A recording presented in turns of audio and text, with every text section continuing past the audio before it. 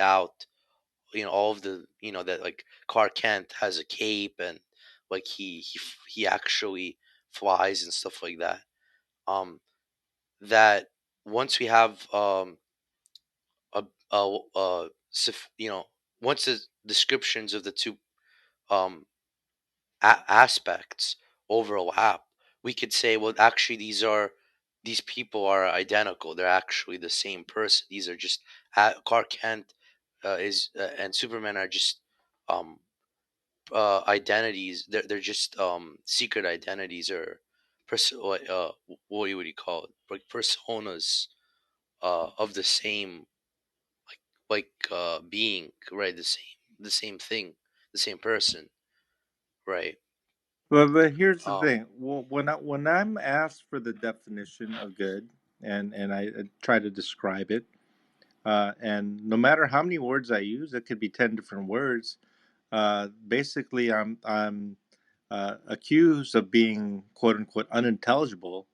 And so, I mean, if viewed from an analytical standpoint, maybe that may be the case. But if I'm going to claim some type of synthetic understanding, that claim could not be would not be valid. Wouldn't that be the case?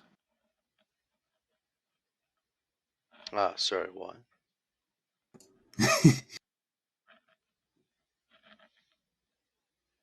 Yeah, I mean, I Come think the again? point is if I think the point is if um you can't explain in what, like I said, you can't explain um what similarities does God have to the good, in virtue of which we can make the synthetic identity, right? Like, um if we have a description of the good and the description of God, like God, right?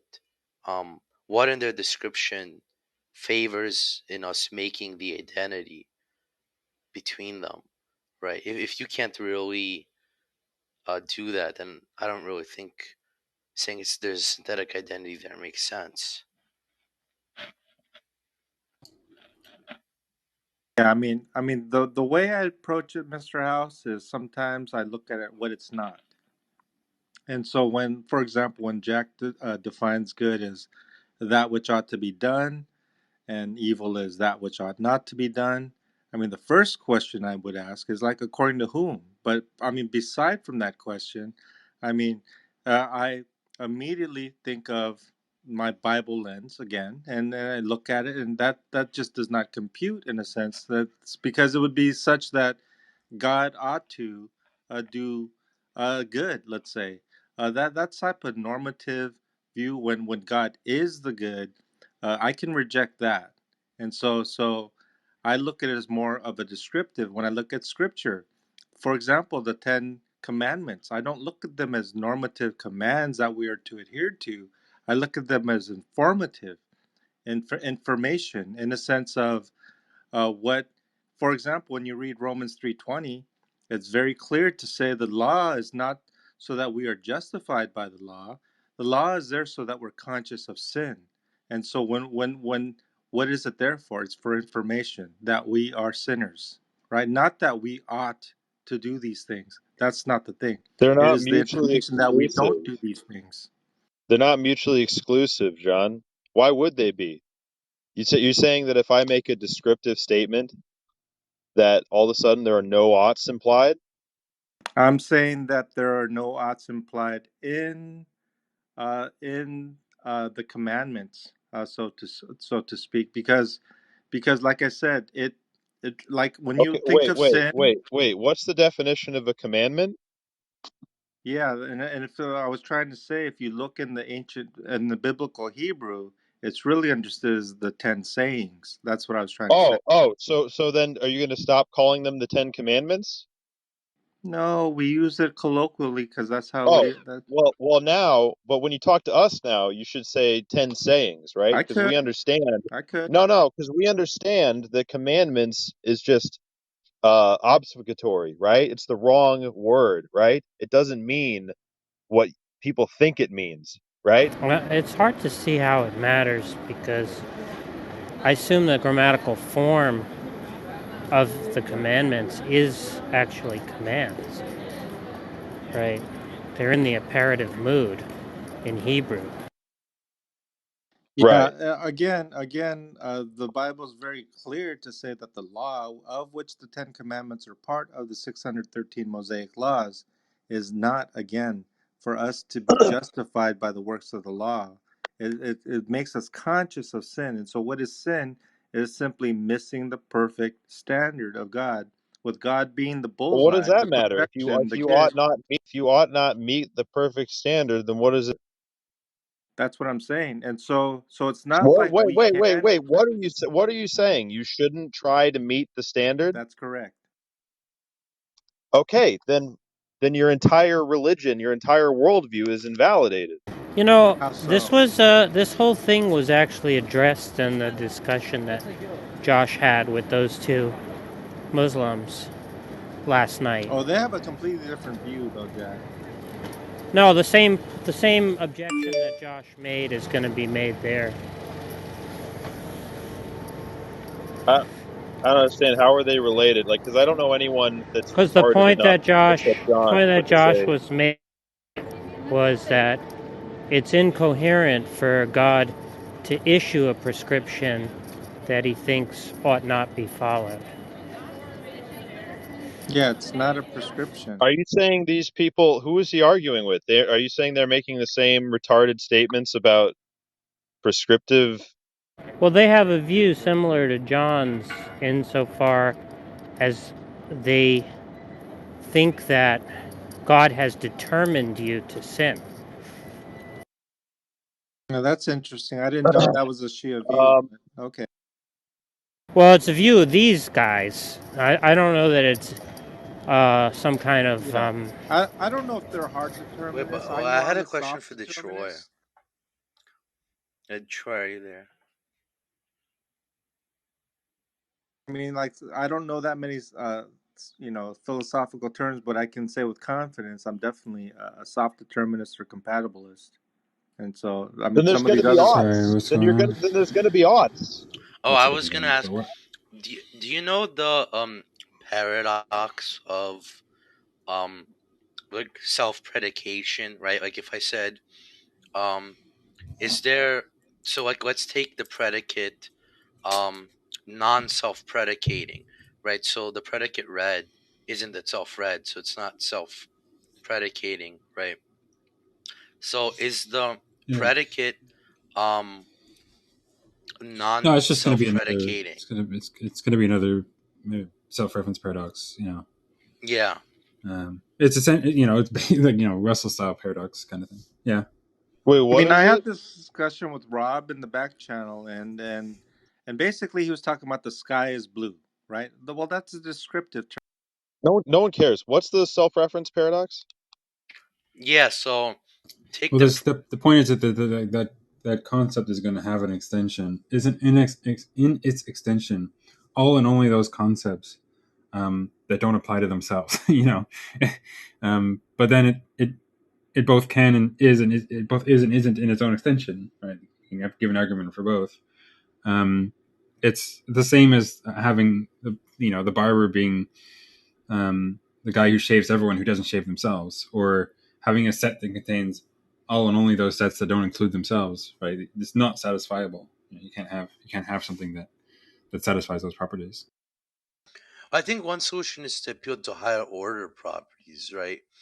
To say that, well, the non self predicating predicate is non self predicating, um, um, but that's a third order property, so it doesn't like somehow it's supposed to avoid the contradiction. Um, I just don't see how it would. And also, I think there's going to be revenge cases there. I'm inclined to say that in that case, you're defining a concept um, for which there are certain things that like it's unsatisfiable. So I don't know if this is really relevant. I thought someone was talking about morality, but if you want to talk about semantic paradoxes and self-reference paradoxes, we can, I guess. I I mean, was more I interested like in morality. the stuff about synthetically identifying God with the good and stuff like that, or um, because I don't know, that's what people were talking about. Where was that at? Yeah, I mean, it seems to me that our understanding of good is synthetic. John, how can Well, your you're He's saying that that's not a equivocating. complete. No, but he's equivocating on good because he thinks good is a non-normative notion.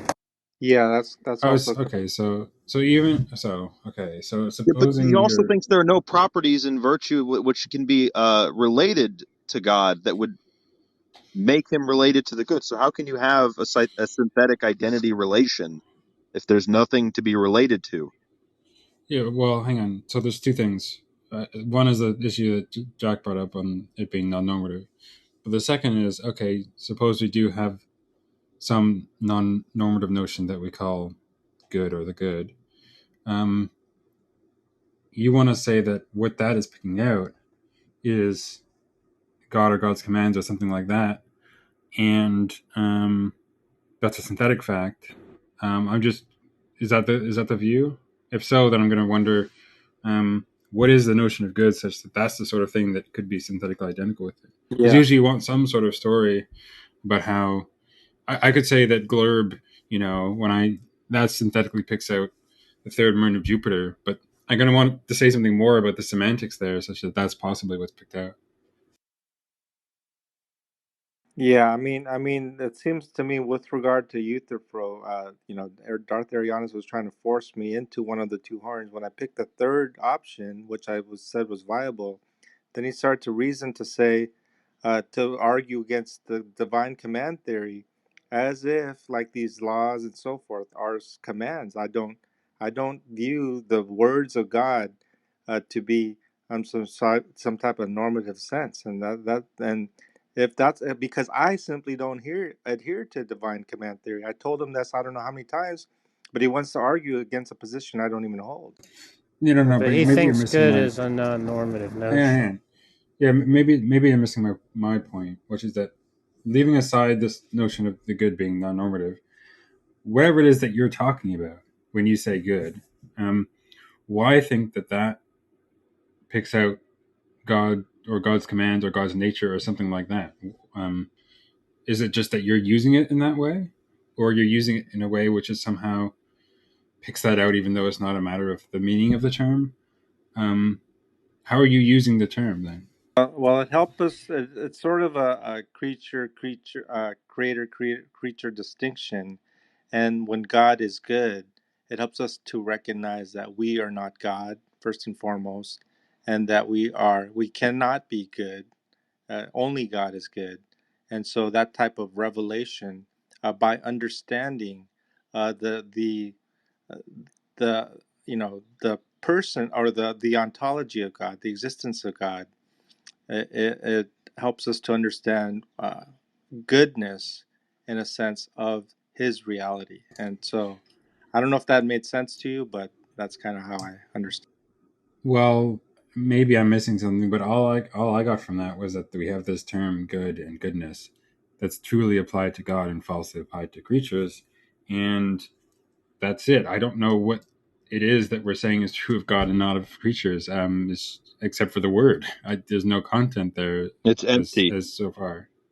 So, I mean, would there be a confusion if I said the creature is God and the creature is not God, and so I can't I am not God in a sense of ontology? I mean, is that a confusing statement?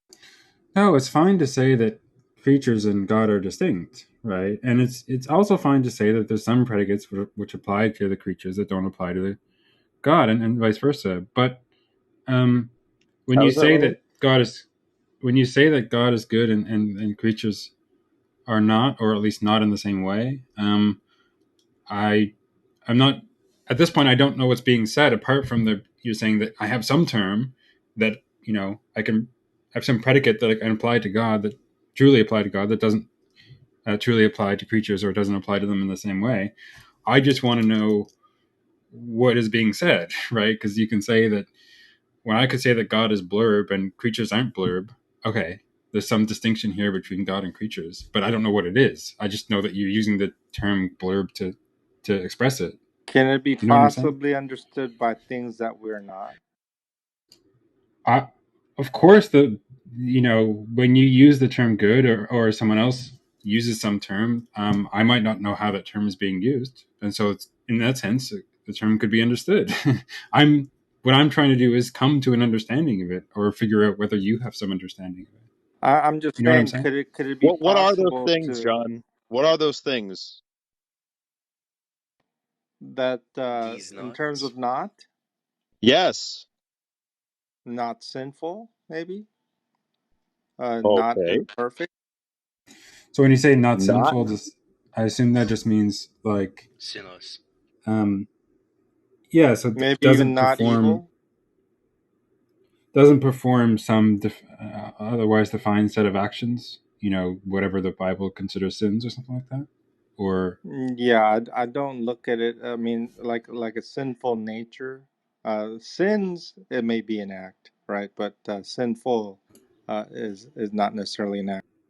so sinful is going to be, I don't know, some sort of Sinful nature. tendency or disposition to act and to perform those sinful acts, No, right? it would be basically a sinful, like a nature of a person. Well, but yeah, but what does that mean apart from saying something like, um, the that person who has that quote unquote sinful nature, in virtue of that, is disposed or has a tendency to act in these sinful ways, right? Is that something like that? I can understand. Well, you mean because of their sinful nature that they sin? Is that what you're trying to Well, because of there can be might be a bit loaded. I'm just going to say something like, yeah, that um, they have a sinful nature. They are kind of disposed to or have a tendency to act in sinful ways. That's what it means, maybe, for them to have a Yeah, sinful a nature. tendency to act according to their nature, which is sin. Uh, Okay. well, the Just relevant it feature is just that sounds like they tend to act in sinful ways. it just sounds like he's saying that given that agents are of a particular type of nature, let's say a sinful nature, that therefore they would have the proclivity to do sinful acts. That's not if that's what he's saying, then that's not really interesting. So perhaps it's something like this. Okay, God is good, and humans are not, or perhaps maybe other creatures too are not, and part of what it means for God to be good is that He is not disposed to perform any sins, and perhaps He's disposed to never perform any sins. That would be Um, correct. whereas humans are somewhat, or perhaps in some ways, in some cases, very much disposed to perform certain sins. Where what sins are is just a certain set of acts, perhaps either defined by scripture or revelation or commands, something like that. No, no, no, no. With regard to sin, this is understood in Greek the Koine Greek as well as the biblical Hebrew, and it's such that God is the standard of good. And so, if you can imagine in archery a situation where the bullseye is good, and that when we miss the mark, we sin. We're simply falling short of the perfection. And so, it's not that we ought to hit a bullseye, or it's that we don't hit the bullseye, and so we don't hit the bullseye, therefore we do sin, and that's how that's understood. But There's no normative expectation of hitting the bullseye. In fact, the Bible says we yeah, cannot hit the bullseye. yeah. Zach, do you, So I gave everything you said there was consistent with what I said. In fact, I was intentionally giving a non-normative or at least neutral explanation of the view, right? So you think there's some set of acts that count as sins, and those are in some way fixed by God, either by His commands or His nature or His revelation or Scripture or something like that, and having the tendency to perform those acts is part of what it means to be sinful or to have a sinful nature or to not be perfectly good. And God, because he doesn't have that tendency, in fact, he has quite the opposite tendency, is perfectly good, or at least that's part of what makes it that God is perfectly good. And all of this is understood non-normatively, and I can sort of understand all of that. I think is that maybe a fair representation? Yeah, I think we're definitely better than what's been going on. I mean, it seems like you're pretty much understanding what I'm trying to say. Yeah, um, then all that is fine. It's just you've constructed some predicate. You've kind of defined what features something must have, at least partially defined what features something must have in order to fall under the extension of that predicate, and, or for that predicate to be truly applicable to it. Um, and I mean, that's it. You said, oh, this is a quote unquote good thing is this, and a not good thing is this, and that's true of God, at least on your model, and not true of humans. And Now, I mean, that's fine. are It's there not some like I don't logical see why problems we with that view? not as not. I don't see any logical problems with it as I've just said it, right? As I've kind of understood it. Now there might be some problems, albeit not logical. I don't think if we're supposing some further facts. So one further fact might be some metalinguistic claim, which is that people generally, when they use normative vocabulary, terms like good, bad, sin, right, wrong, and so forth, are intending to use them in this way. I think that's going to be just straightforwardly false, even among religious people. No, You I might not agree. assume that. I You agree. might not assume that, and you don't have to assume that. You can say, this is just how I'm using the terms. This is how I'm carving up the space. These are the predicates I'm using, and this is how they apply. I'm fine with that. The other, um, the Well, other problem is that potential problem is that you might say something like, and I think you're rejecting this, that there's any obligations that follow from this, or anything like that, or duties, or values, or something like that. yeah, And if you're saying that, then I would take issue with that. But I think you're not. I think No, you're saying this is strictly non-normative. he affirms moral realism. yeah. Now No, this is the that's thing, the other friction. thing. He doesn't want to admit that he's some sort of non-cognitivist, which is what I've explained to him that his view entails, right? Well, well, why? But Well, I just I wanted mean, to explain a little bit. I mean, with regard to laws, friction, when it comes to interpersonal relationships, Well, you don't think you creature and think that creature, moral statements aren't there are truth norms, is what apts. I'm trying to say. You think that moral statements aren't truth apts. well, he accepts. He thinks that there are sort of social norms, stuff like that. Is that what I heard you say? Yes, with regards to like laws that Oh no, he's a there's moral the laws of realist. God and then there's the laws of humans. And then with respect to humans, we are expected to abide by That's these not what you laws. mean by moral realism, though, right? Well, What he I means mean, by moral realism is that there's some moral properties independent of human minds. That's how he qualifies it. Yeah, so what the hell could those be? Yeah, But that's it's what I've asked him. What are those moral properties that exist independent of our minds? is that correct? Because I'm a little confused. Because part of the issue here is that like um we can have this whole construction use of your term of good and a non-normative reading and sin and so forth. And then I'm willing to grant all that. Okay, now let's talk about morality because that's a totally different thing, right? So you might want to say something. It sounds to me like the door is wide open, given that what your views on morality are. You might think people seem to think that you're also a moral realist. Okay, um, what are the sort of status of the moral facts? Do they relate to God in some way? It sounds to me like what you were saying about God being good is just independent of that. You know what I'm saying? It's like when you when we're asking about good and you're saying, oh, it's this totally non-normative thing. Something is good in part only if it um, doesn't have any tendency to perform sin, and something is not good if it has that tendency. Is perhaps it's part of its nature that it has that tendency. Sure, but then we can ask, okay, but what are the moral facts? What are the are there any moral facts? What are the status of obligations? What are the status of values and duties? And do they have any relation to God? I the first conversation just doesn't. I don't think it sheds any light on that. This is just a totally new conversation. It's You see how they're kind mostly of separate? a matter of you know uh, knowing that we cannot conform in the perfect goodness of God, and so we are sinful and we are sinners. And so basically, what I'm trying to say is that once we could we recognize that, then we look to Christ, who is also the standard, because we believe Him to be God, and so it's God who comes down in flesh and He walks among men. And he exemplifies the standard of morality because now we have a perfect model of what it represents to be good because he is good.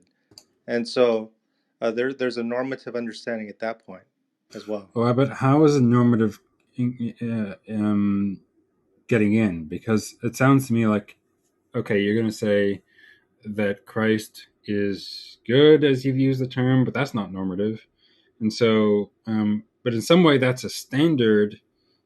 Are you saying it's a standard that we should be in line with or should do something Yeah. about? The If understanding is that we can't. okay, We can't, but we should.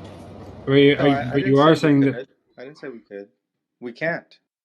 We can't, No, but you're we saying. should. No, we should. It's not even should either. Yeah. So How where's So can the you there's say still something you normativity there? can't? right. So what is it about it that's normative then? You're not saying that we should be in line with it. Is there some other obligation? Well, this is where faith comes in, and that's where justification. This is the gospel of Jesus Christ that we can't, Well, but and it's not that we should or Justification ought. hang is on. I'm another at this point. non-normative notion. Hang on. At this point, I'm not looking for some justification of the view. I'm just wondering what the view is with respect to normativity here. Like, I'm wondering what, on your view, is there some true statement of the form we should do X, Yeah, right? there's nothing No, we no, could no. do. There's nothing Justification. we could do. That's the thing. So there's nothing. There's not something that we should do, is what you're saying. There's nothing that we can do. No, Is that. that answering? My Is that God, not? It's not answering my question though. Is there something that we should do? If you're saying that no, and it's because there's nothing that we can do. I don't. I mean, obviously there's things that we can do. The question is whether any of those things are things that we should. It seems kind of nonsensical to say we should do something we can't. So where's the normativity So we then? could, so we could but suppose we agree that doesn't answer the question. There's other things that we can do. Is there any of those that we should do? Jack, it's so hilarious that Detroyer's doing this to himself. No, Yeah, I this is mean, fantastic. basically, I love it. no, basically, it is such that we cannot do what Christ did Yeah, because that's Christ is God, Yeah, and that the you're missing the question. So I can grant that on your view, all of the things that Christ did, or certain attributes of God and so forth, those are not things that we can do, and so, therefore perhaps not things that we should do. The question is, are there other things that we should do? Are there any true statements of the form we should do X? That's the question. I mean, it's not. no, yeah, I'm I not would say limiting that no. to. I would Yeah. say no. So what is this Oh, moral okay, so realism you're thing just then? you're just a moral nihilist then. No, He says he's a because moral realist. he says he's a moral realist. That's right. But under his view, justification isn't a normative notion. Moral properties are not normative properties. Well, let's ask Uh, him to explain to Detroyer. So, John, what does it yeah. mean? Tell Detroyer what it is that you mean when you say you're a moral realist. Okay, so with regard to like moral obligations and duties, okay, we have those, right? And in a sense of communities, you know, law, like a nation of laws and so forth, right? That, but that has something far to do, something different than what we can't do, which is to be perfect in the sense of God's laws, right? And so we are all condemned, right? We are cannot be perfect, and so this is where we are imputed the righteousness of Christ, the perfection of Christ through faith, And this faith even is not of ourselves. And so it's not like we should or ought to have faith in Christ. And so it's not even that. It's just a gift of God. So okay, so you brought up like so. This is so funny. So at one point you brought up social norms, okay, and saying something about those. I are you saying that those um, include or entail true statements of the form "you should do X"? Because I thought you were saying that there were no true statements of that form. Yeah, with regard to there's a justification before men and justification before God. There's a two separate propositions. The laws that we have in our country, yes, we ought to do them because they're normative laws.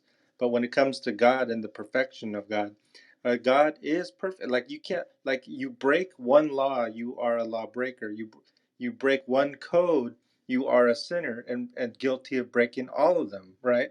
And so all have sinned and fall short of the glory of God. And so our understanding is that we are condemned in a sense that there's nothing we can do to be righteous So or shouldn't do more. anything? What was So that? then, So should we do anything? well, I think he's In saying that we terms should in follow the terms of with laws. God, no. In terms of with man, yes. That's where the confusion lies for you guys. You're So saying that we if should it's just follow the laws of men. Oh yes, it's actually biblical in a sense that God puts these institutions in place, In and we are. virtue of what? okay, let's just stick with What? that. Why? If Okay, you're a moral wait, anti-realist, Sean. Okay.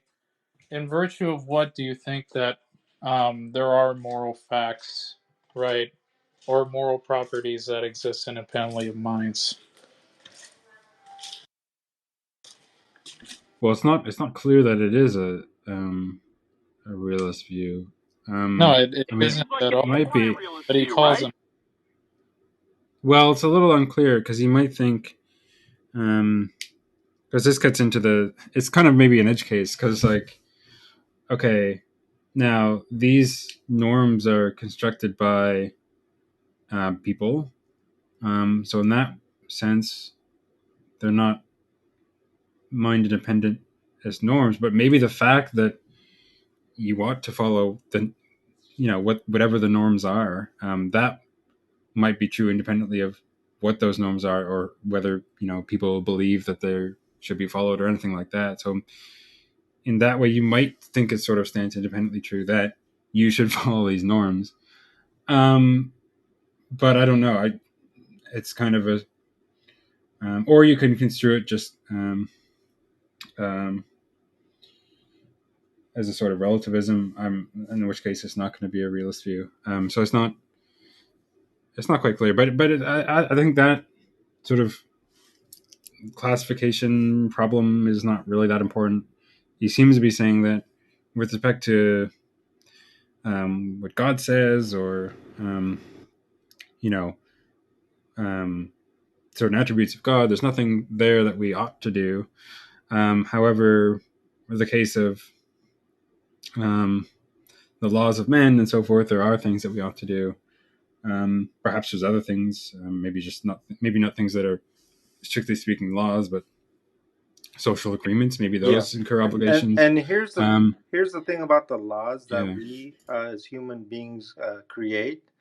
They're based upon our understanding of the nature of God, of Him being the standard. Doesn't mean that we get it perfectly, but because it's our perspective and our flawed, you know, uh, you know, nature as human beings, but we still have them, and there's a normative responsibility or Wait, obligation. Oh, wait. Are you saying it's just maybe an artifact of history or something that we try to or have tried to model our laws after God or God's commands or something like that, and that our laws have entailed certain obligations, but maybe they would have entailed certain obligations even if we hadn't modeled them after God?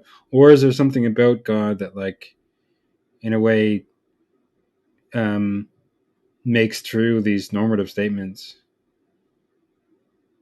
Is it? Do you see what I'm asking? Not It's maybe a bit. not quite.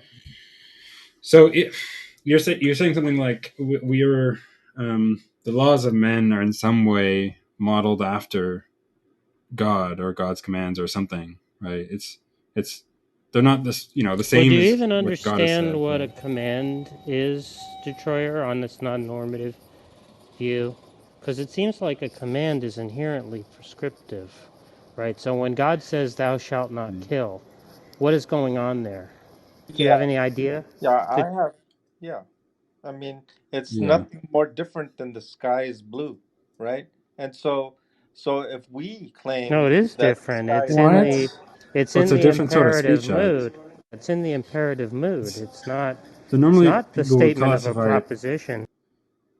Normally people would qualify it as a different sort of speech act. I mean, some people disagree with this, but this is kind of the common view, which is that when you issue a command, you're saying, I don't know, like do X, and the sort of satisfaction conditions on that are that the person does X, and usually that they do it so as to satisfy the command, right?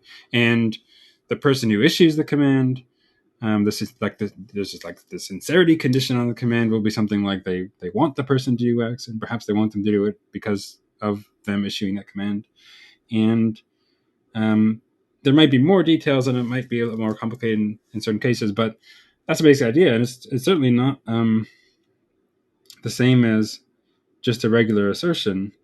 Um, Sometimes people try to um, construe commands as a sort of assertion about what they want, right? So you might say, by saying do X, what I'm really saying is describing some desire that I have. I'm saying that I have the desire that you do X or something like that. yeah, Um, I wouldn't but say desire that's fits in. Detroyer, Well, Yeah, because God, the idea is that God commands are fulfilled, right? couldn't coherently desire for you to do something that He knows you that can't do, right? exactly. That's why desire is not in the picture. No, Thank you but for the that point is clarification. that's a problem for you if you wanted to No, take Detroyer's proposal that maybe a command is actually an expression of a desire. no, it's not. That's what I was trying to say. What Yeah, you but just said is more correct. yeah, but if it's not an expression of a desire, how is it a command? Because a command in that Yeah, case but we would discussed be a that already. prescriptive, Yeah, would be prescriptive. we discussed the semantics of that. That it's not really understood as commands but sayings. No, Look, So no, look, it's you they're were in the different. imperative Jack. You were mood. saying that commands are like facts about like the sky, but the thing is that like the sky is blue. Doesn't make sense to say that kind of fact can be fulfilled, whereas Well, commands can be fulfilled, right, John? here's the Yeah, thing, that's Dan. prescriptive. Yeah, Yeah. if I could answer that, Danny. So the sky is blue is the statement, right? And so here's the thing. If we say the sky is red, right? Now we have not aligned with the reality or the truth of the proposition or the goodness of the proposition, what? and therefore we have missed the mark of the proposition. There was No, you've Not that we just Detroyer. want you've to say, just you've just said something which is false. It's not like, I mean, there might be some way to construe this normatively, but you've just said something which is false when you say the sky is red, and presumably not when you say that the sky is correct, blue. false statements. But when you say do X, that's, you're not just saying like describing some way the world is and like that's it, right? There's still this question of whether the person is going to do X and whether they're going to do it because of the command and so forth. And the as I said, right, I gave sort of two common models of what a command is, broadly, briefly construed. One is it's its own sort of speech act where you're um, um, when you say do X, you're saying Well, you're your saying that you issue. want them. Yeah, you're. Well, How did I put you it? can't. Well, if you're saying it's its own sort of speech act, it's going to be kind of irreducible, right? You're just saying it's a prescription, but there's going to be certain Well, conditions that attach to it, right? To be that, yeah. such as the idea that, I mean, you couldn't coherently issue a command that you didn't think it was possible for your interlocutor to fulfill, right? Exactly, Jack. Well, it's you couldn't sincerely issue one. Right. Yeah. You could You could insincere. insincerely issue. Exactly. So, um, I suppose you. Yeah, I mean, I guess it's possible to, in some cases, to just contradict yourself, and maybe in some way be sincere, even though you also have some other belief given which it's not possible. But leaving aside those strange cases, yeah, in the usual case, at least, when you sincerely issue a command, um, you're saying when you say do X, um, the that command is that's a sort of speech act which is satisfied when the person does X, and usually this is also a requirement, and they do X because of so as to satisfy the command. The sort of satisfaction conditions, then those are the satisfaction conditions of the command. Whereas, as I know Searle puts this in as um, world to mind direction of fit, which is that um, the um, the speech act is in a way satisfied, quote unquote, when um, the world is made so as to satisfy that. Um, I mean, how bottom do line, you either I don't satisfy it or know. you don't. Yeah, It's like that, and not right, all can satisfy. Basically, that's the point. right. I think part of what the issue is that people are getting at, well, two things. One is that that's not the same sort of speech act as just a regular assertion. There's more things going on, at least. Um, How so? How so? well, one is that um, part of the one difference is that on the sincerity conditions. So the sincerity conditions on a assertion are, I mean, at the very least that you believe the assertion. Sometimes that's a only one, but the sincerity conditions on a command are usually that you want the command to be fulfilled or something like that, Yeah, that's right? up. Where do you eliminated that? Sorry, Where do you eliminated that possibility? We already discussed this twice. you already That there's no eliminated desire this. to fulfill them. Well, then it's not a sincere command then, or not a command at all. It's not a command at all. That's what I've been trying to say also many times already. Okay, Yeah. but then Even if though it's The not it's a in. Ten command, Commandments are like a list of God's attributes. God does not kill. God does not steal. Something like God that. does not do X, Yeah. Y. look, Sean's starting to look, get look, it. look. Sean is Someone starting to could get say, that. "Oh, it's not a command," and the fact that it's kind of looks like commands or might like take the form of a command is just maybe misleading. Well, then, okay, that's fine. The question is, what sort of speech act is it? Um, it just can't be an assertion because one is, well, I'd take one of the examples when God says, "Thou shalt not kill." Well, if you interpret that as an assertion, um, he's essentially making a prediction that's false that people won't kill, but that's not true. People will kill. So I mean, what other sort of speech act is it then? Kind of like this. Thou shalt not kill if you are to be perfect as I am perfect. Something like that. So um, it's just a statement of a conditional, right? So like, if you are perfect, then you will not kill, right? Something Yeah, like but that. that's a counter possible, I think. Well, yeah, I mean, it's something that applies only to God, right? What do you mean There's something only that God. applies to God?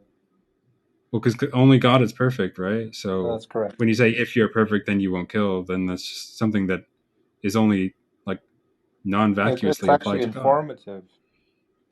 You hear that, It's Detroyer? informative. It's It's actually informative. informative. It's informative of God, I guess, because God is perfect. But I Exactly. And mean, once in an, again, what I was trying to Wait a say is minute. only Just ask him one. what it Is it means. informative of God, Detroyer? Because isn't well, that how so perfect is defined? I was I, gonna, yeah, I was gonna add this. If you add in the fact that, if it is a fact that perfect is, among other things, um, requires what, not killing, or fulfilling these certain commands, and this is one of them, then uh, But God does you know, kill. but no, it's yeah, talking that's about another murder, issue. Jack. But Wait, what do you Christian, mean by murder?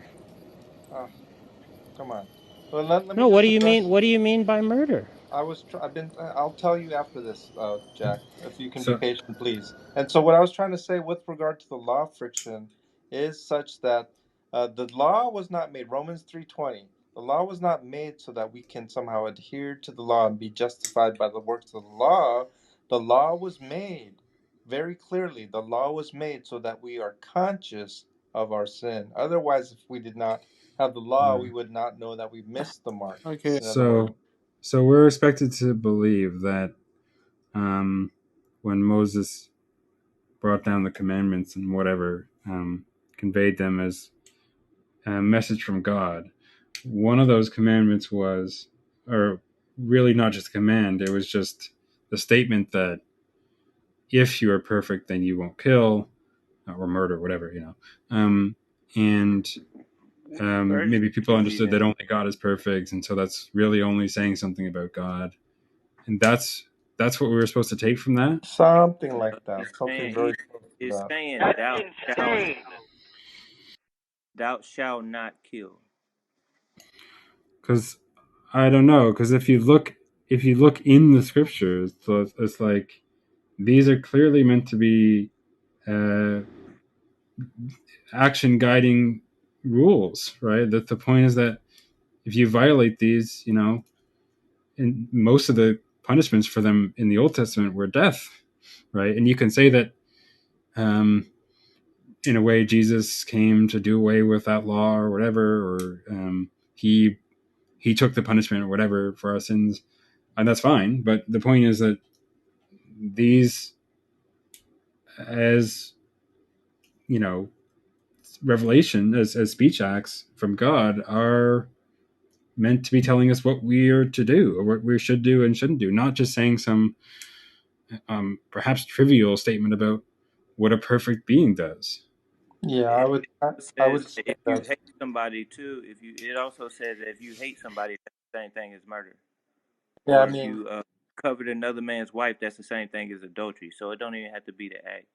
yeah, I mean, very clearly throughout the Old Testament, it talks about the law and how people recognize the goodness of the law and that the law is good because this comes from God, who is the standard and of good. And so, once we recognize the law, we recognize that is somewhat like maybe an extension, if that's a fair word, of Right, but the this God. this is just trivial then, right? Because earlier you were saying that the good was, um, at least in part, just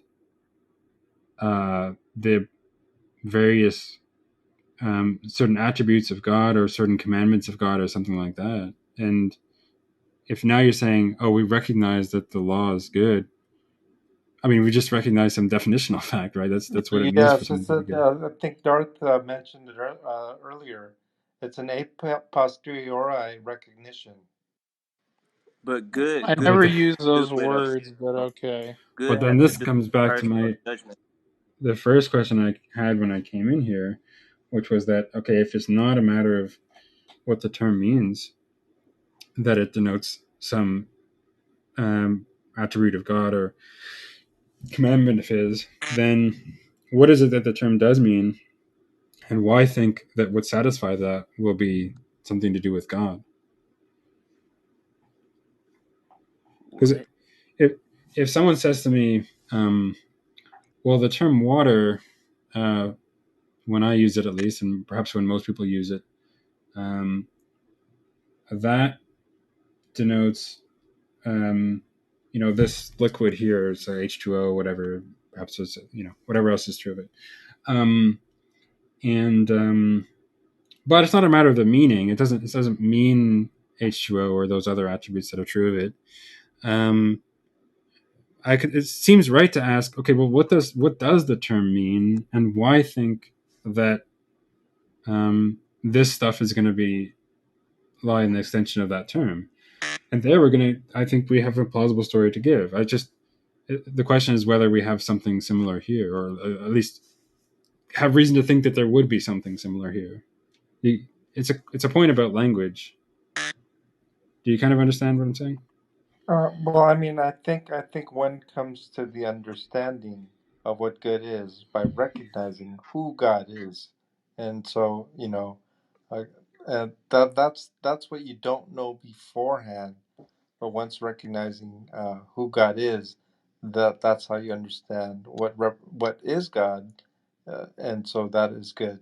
And so I don't know, like kind of like if you had the water is H2O type of situation, that's almost a meaningless statement until you recognize what molecules are, what it is, and then you say, "Oh, okay, I see what H2O is," and Yeah, now it's no longer what's funny, Detroyer, is that I asked him earlier because he thinks that good is a synthetic property within God, like the Craigian view. And I asked him, how does that view get you out of the second horn of the Euthyphro dilemma?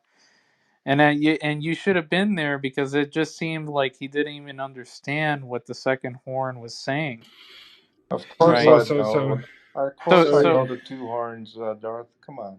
so so how does your view not entail that goodness couldn't just be Yeah, some but he's item not. The Euthyphro that God? dilemma is something that's generated by the normativity of the good, and yeah, he's just denying. Right.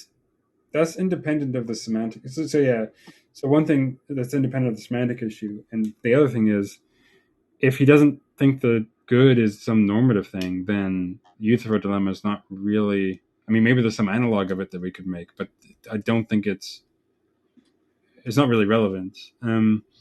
So If you look at it like this, right? Look at it like this, okay? When they talk about Jesus, and he was with one of the people that betrayed him, and he knew that the person was going to betray him, but yet he still went through with it, right? So if you think about it, just as we needed Jesus to die to save our sins, we needed Judas to betray Jesus. But if Yeah. we look if we look at that, we might be like, "Oh, that's bad." You know what I'm saying? And get rid of Judas and kick Judas out the plot. Why is this guy But talking? can we we? don't know the whole Yeah, plan. do me a favor. Just wait until after this discussion. Yeah, No, we're talking about yeah. So here's a just. I just want to Good. make it. I just want to make clear the issue that I was bringing up. One is the issue was this is what not what I was bringing up was the issue that the way he's using good is non-normative, and that I mean it's going to I guess avoid the youthful dilemma because you're not talking about anything normative. It's like saying that youthful dilemma would apply to saying that God is good, but where good just means that God is a mind. Well, there's no youthful dilemma there, right? Maybe there's another problem, but anyway, when he says that the identification of God or something God produces with either commands or something else with good, quote unquote, as he's using it in this non-normative way. Um, I mean, you can say that. The question is, what are you meaning by good, and why think because it's not, you can't determine it from the meaning alone. Why think that what it denotes, what you can use it to refer to in the world, is God or some attribute of God, It's right? kind of like I actually Jack actually asked a question with regard to good after he created the earth, the heavens and the earth, and all the days were completed. On Genesis 1:31, it talks about he looked at it and he said it was And very it was good, good, right? yeah. So, right. And so Jack asked me what that means. I looked it up in the the Strong's Concordance, and it talks about like beauty and things like that, right?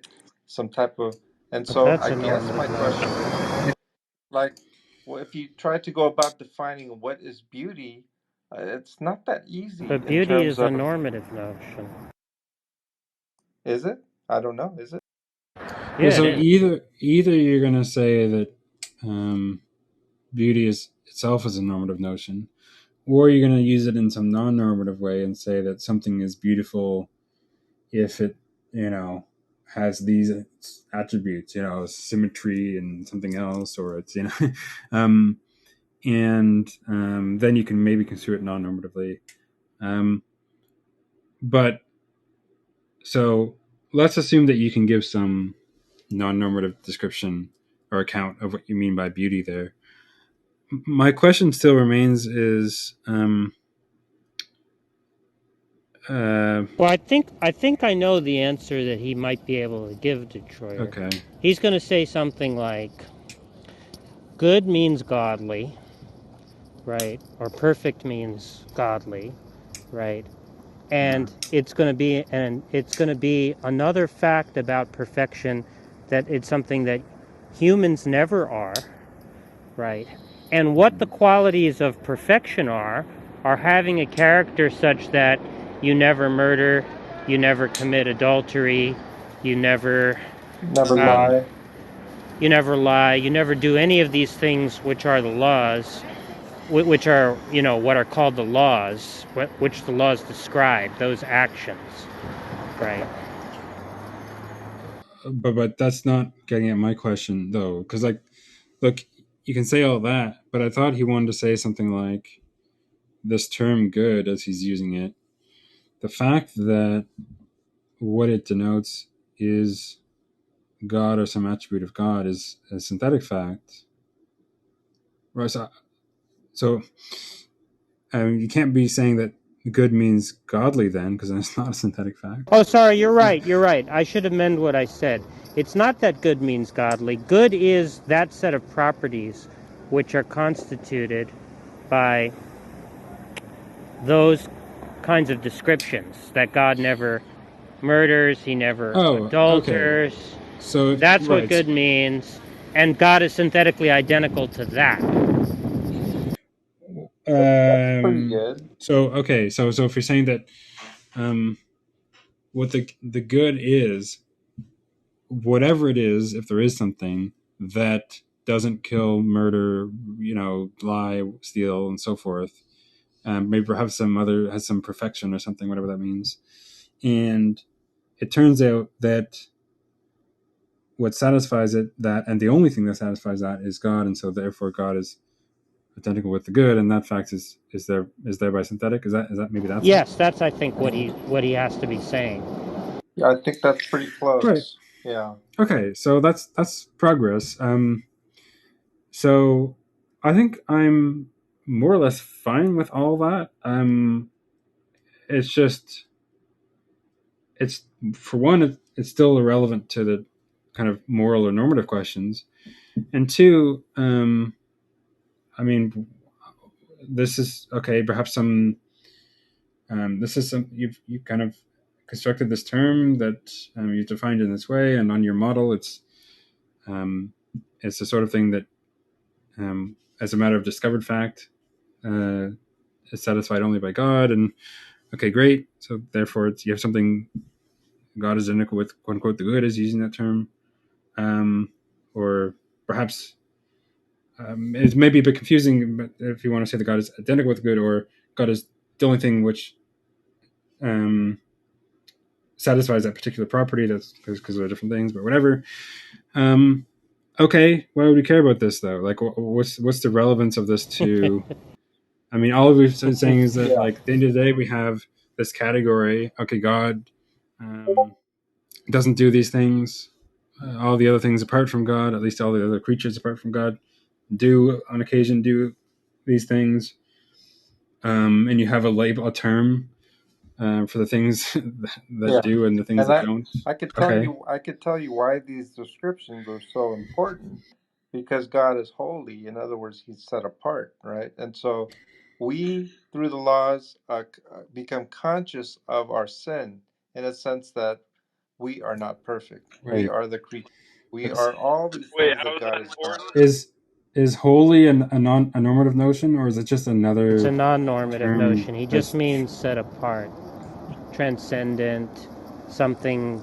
It's going to be interdefined with things like perfection and so on, with his notion of perfection, if right? it's not Right. normative, then all you've introduced is another category that's that includes God and perhaps nothing else. Okay. Right. And you can introduce a whole bunch of those. Maybe Right. probably on your view you could. Yeah. Um, And so this is what happens. Now we realize that we are not God, right? We're not good. We are not perfect.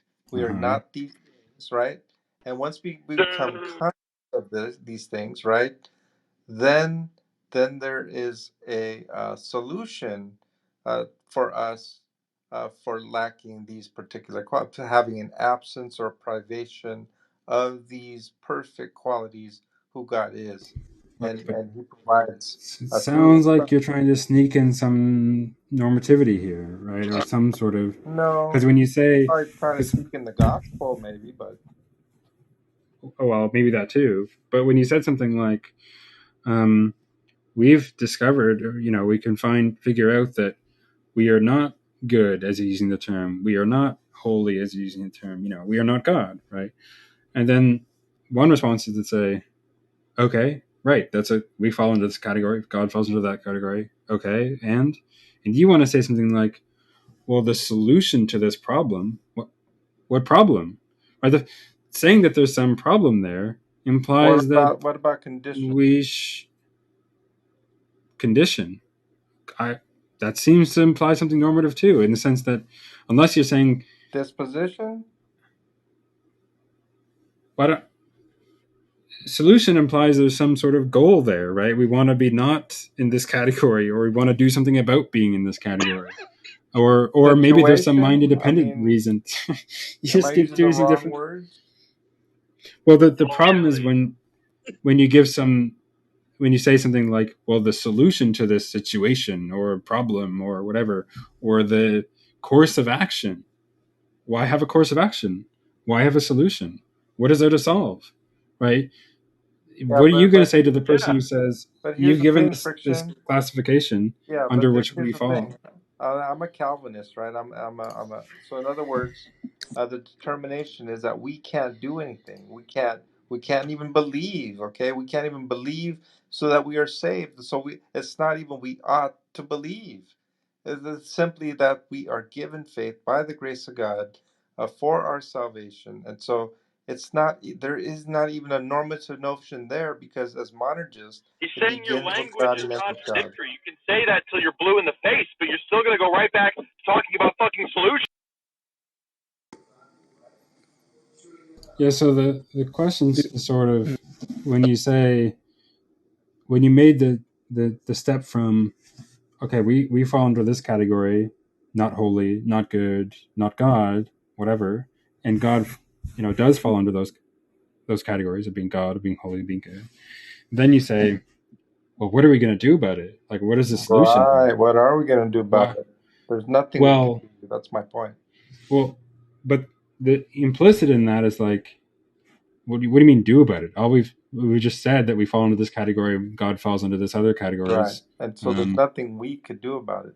That's the but first part. That's where total depravity comes if in. if all wait, but if all you mean by there's nothing we could do about it is there's no action we could take such that we wouldn't fall into that category. Right. Okay, Right. but I mean, there's no action I could take such But that then it's I such could that, become a square circle. yeah, it's so such that It's God not like, provided a way. That's the thing. why would That's the information. why would I care if there That's is the why good would I news. care if there is a way? I Is mean, there some no one says you. No one said you should care. It's just a matter of accepting the proposition or not. no. So what you're saying is that, okay, you're saying that we fall into these categories, God falls into these other categories. Um, God has provided a way for us to, in perhaps at least some limited sense, not fall under these categories. I'm not quite sure what's being said there, but whatever. Uh, okay, you can say that. Maybe you have some account of salvation or something, Correct. um, and it's all just Redemption. still, we're still in the level of descriptions here. We're still just saying, oh, God has a way for us to, there's some action that we can take, um, uh, or perhaps Oh, God but there's some ordains action us to that God take. No, can no, take. no. God has a way, but it's not an action we can take. It's all predetermined. It's an It's an action that action God that has God ordained takes. us to take, perhaps. It's Whatever. an In his action that He view, God doesn't takes. in believe That's correct. his view, humans in take his actions view, like that. no, Sean. In his view, God foreordains these things, right? So it's not like in John's view there is something that enables you to pursue some, like you said, some action guiding rule or something that's reason giving, right? In order for us to take moral action, under John's view, all that is, well, like he said, predetermined, right? So Correct. there's nothing to do. But I don't think that satisfies more as to what Detroyer wants to elaborate on your view. Because at the end of the day, we've like, okay, there's these categories, there's those categories, we fall under these ones, God under those. God has given us some, there's some way that God may or may not have ordained us to Mm-hmm. not fall under that category or not get, receive certain punishments or rewards for falling into that, or for, I don't know, whatever. And okay, I mean, this is all just That's the non-normative story. That's the reading whole of thing. certain. It's like a story, rather than some sort of like art. I mean, it's us as humans with so many normative notions. I think that this is how we. That's where works righteousness comes in. That we work our way and we go to heaven because of these works. And this is not the good news of Jesus Christ. Daniel, what is your profile picture? Is that Canadian Catholic? It's Canadian Catholic. Oh my Yeah, god. that's about right. That's, look, Jack, look at this.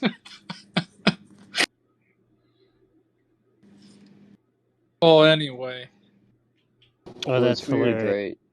Like, Yeah, now what I that appreciate, it seems like you guys are just following the line of reasoning here and understanding, and I'm really thrilled actually that you guys Reasoning. are understanding this. it's weird the notion of missing the mark that's not normative. I don't understand. Yeah, it's not normative, Altoid. Very Well, simply, it's it's informative in the sense that I mean, when like, it implies a goal, right? To miss the mark, no, it no, it presumes that you would want to hit the bullseye, right? no, you can't Necessarily. hit the bullseye. That's the deal. I don't But think then he I there's think has a no he's then view. there's I no don't think he mark. has a view about teleology. Well, There's you'd no rather expectation of hit bullseyes. more so the mark than less so the mark, right? That's the metaphor. It's the description of simply missing the perfect mark of God, Okay, falling short. missing means you were aiming, right? Doesn't matter if you're aiming or not. You just miss it.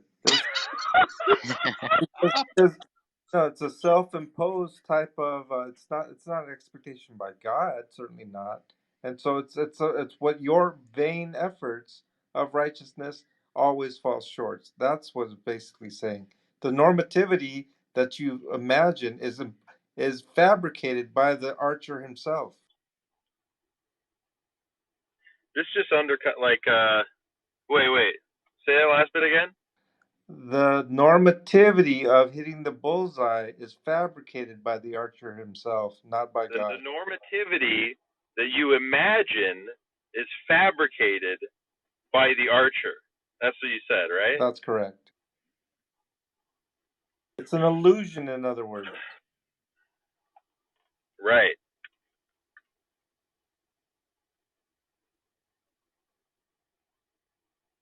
Is there a problem with that Okay, so then explanation?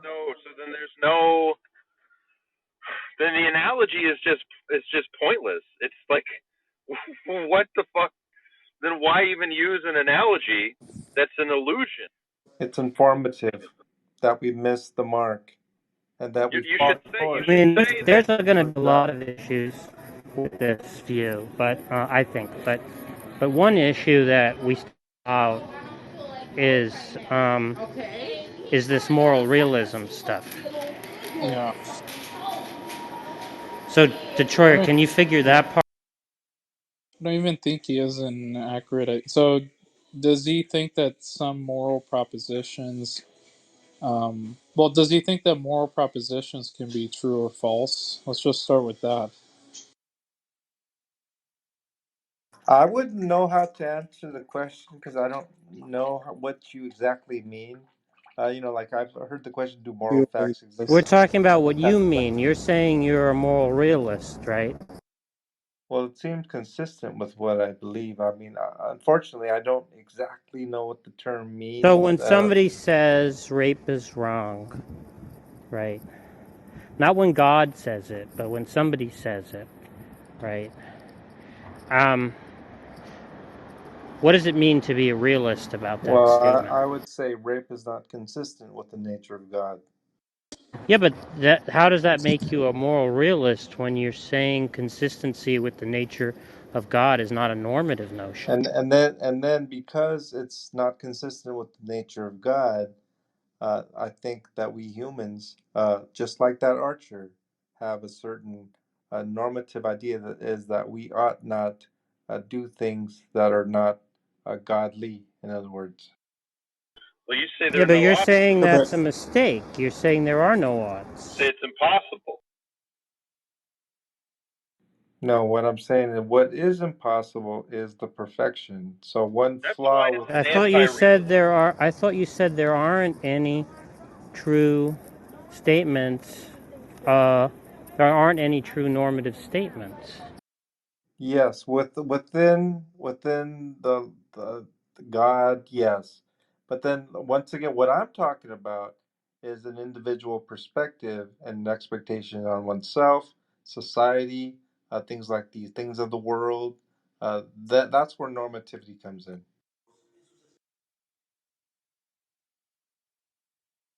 Yeah, I don't. Wait, I don't what? know what you're talking about. The What? I don't What? really. What normativity? Things we ought to do. But I thought you Now there said is there are no normativity? odds. There aren't. What I'm talking about is the odds that we ourselves devise of things that are expected for ourselves Yeah, he's and just for a our societies in which we live he's a and so conven- forth. Okay, John, he's those a don't exist. conventionalist. He's a conventionalist about moral. Sorry, not moral. You're roboting. Normative property. Off, you're roboting. He can be a conventionalist,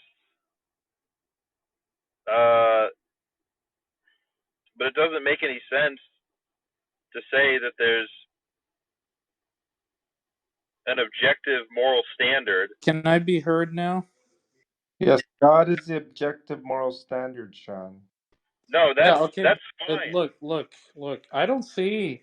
A lot of people think that you could be a moral realist, but simultaneously think that moral properties are not a subset of normative properties. But I can't make sense of that view, right?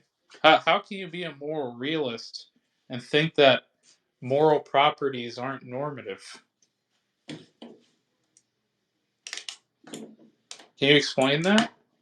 Yeah, I mean, for first and foremost, I mean, you guys kind of have a term. I don't know exactly what it Because is. it It's just not seems What? something like just you seems like guys are labeling me. That's if you not want me. to be a if you want to call yourself a moral realist, but Well, I don't all know. you want to do I'd is have to to know what the term pursue. means Can first. you be quiet?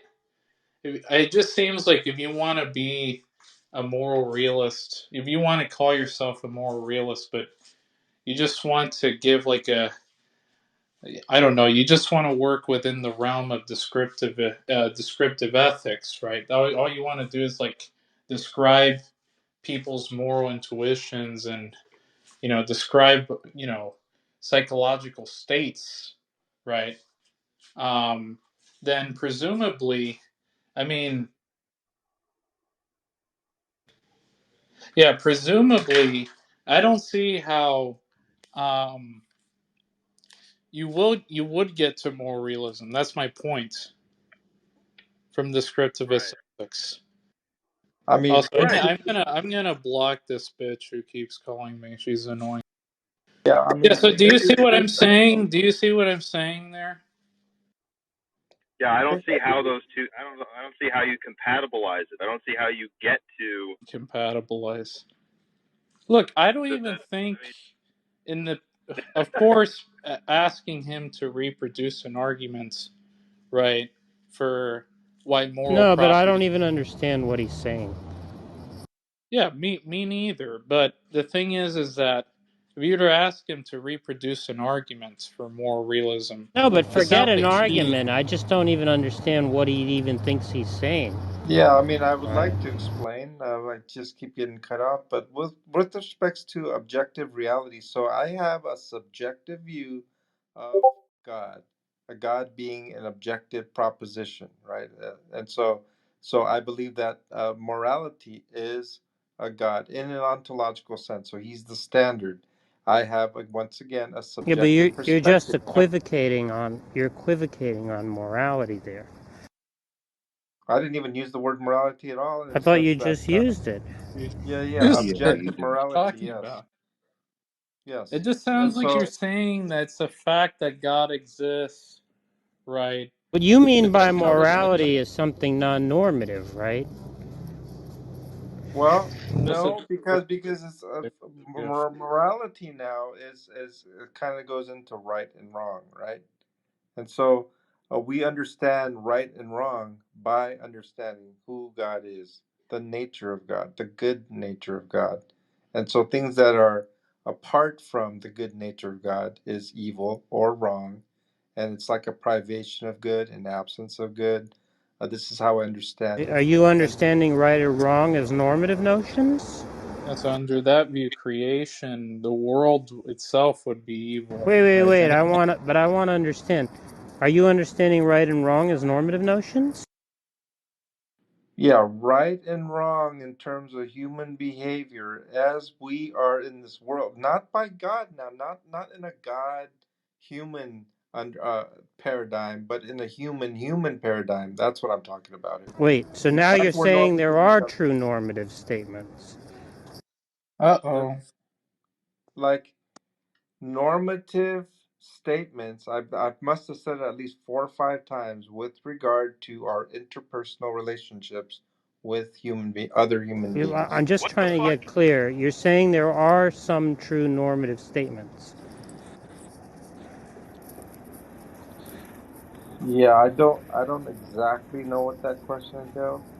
Are you Well, like, is serious? it true? Is it true that rape is wrong? Uh, well, I mean, it is true that rape is not consistent with God's nature, No, you already said that right? And so, consistency with God's nature is not a It's just normative notion. so with that understanding, then applying it to our lives, right? it's just We trivia. would say that it would be wrong to do something that is not in,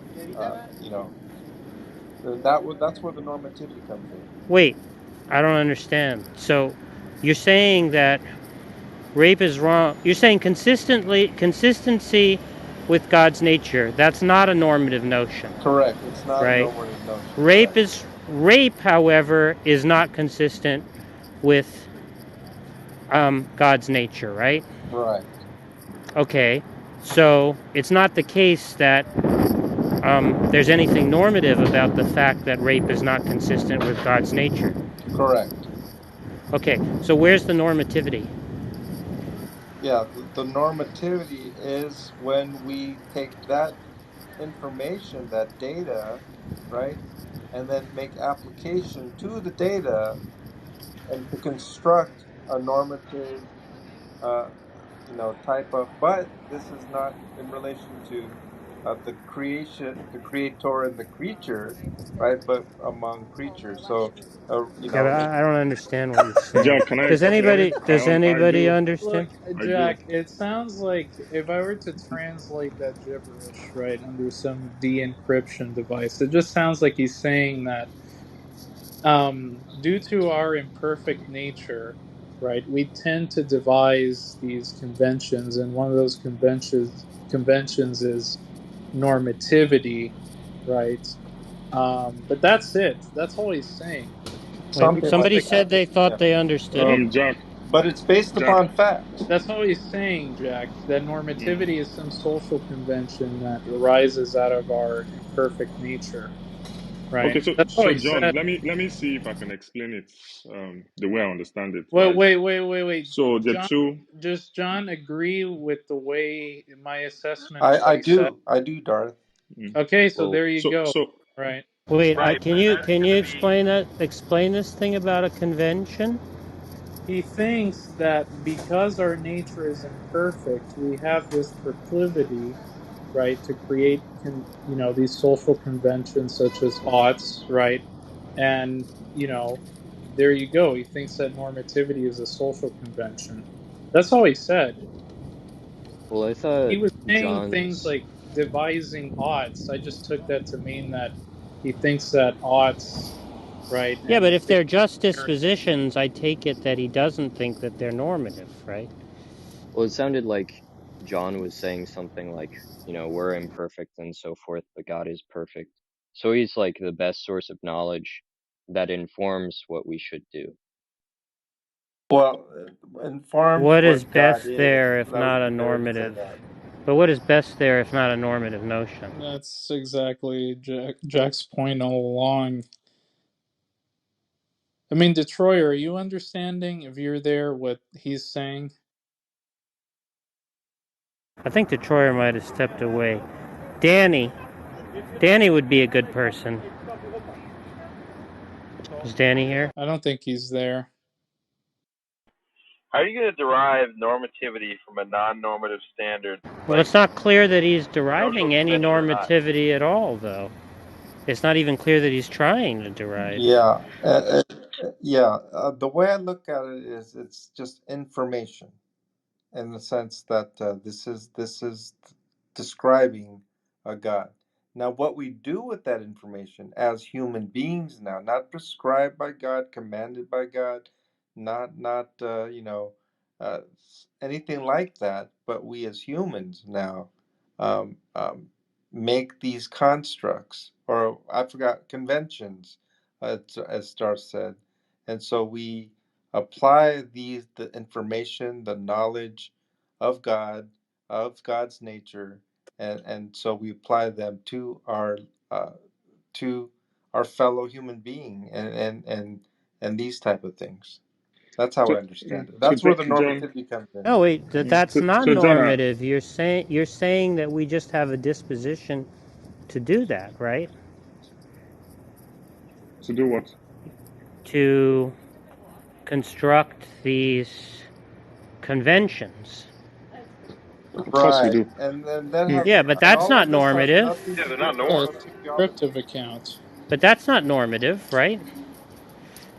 How could it be? Okay. Well, that's what I'm just trying to get clear. Why does he say that's where normativity comes in? You're saying that there's just a disposition to do this, but then in what sense is it normative? Because like, once we construct laws, I mean, other countries have different laws. Once these laws are established, irrespective of how they are established, we conform to these laws, or we obey these laws. Yeah, but And it's that's still certainly a descriptive. normative notion Not at that. that How point. do you entail? Yeah, but that's still describing what our that's really good. dispositions are. That's not. You're not showing anything You're not normative. saying we ought to be in Right. conformity to Yeah. those laws, right? Exactly. No, I'm not saying we ought to. No. Yeah, so that's what I'm talking about. When I say normativity, I mean the domain of oughts. Can I explain it the way I understand it, John? So it sounds like you're some kind of Jack, normative. It sounds like Oh, you're some kind of normative right. anti-realist. Yeah. Jack, can I explain it the way I understand it? Maybe you get it, Oh, bunch of because I labels. get it perfectly. Okay, Can I go ahead? go ahead. So you look at it this way, right? There are two different paradigms he's talking about. The first paradigm is the one he's talking about God. The second paradigm is the one he's talking about Hey, humans, Jack, could you mute? right? Now, now he's also talking about the connection between humans and God. So if it's normative when you're talking about humans and humans only. So basically, A society can come and No, but construct whatever laws. normative means the domain of oughts, right? Look at it simply, right? A No, I'm just society asking. I'm can asking you a come. simple question. No, no, no. Let me Normativity. finish. Then we'll No, no, move to the I don't want question to and let you answer. finish because it's not looking good where you're going. So This- normativity is the domain of oughts, right? I don't know what that means. So, Well, so wait. If look you at don't it know what it simply. means, why are you weighing in? We're proceeding in this discussion under the assumption that normativity is the domain of oughts, Wait, right? He was moved. Okay. yeah, you You're should have moving let Jack down? bully him a little more. No, I Yeah, mean I don't that know. guy that's seemed not like a nice. perfectly nice guy. I don't want to bully him, but he's just not being helpful. Why did you move me down? I I didn't move you down.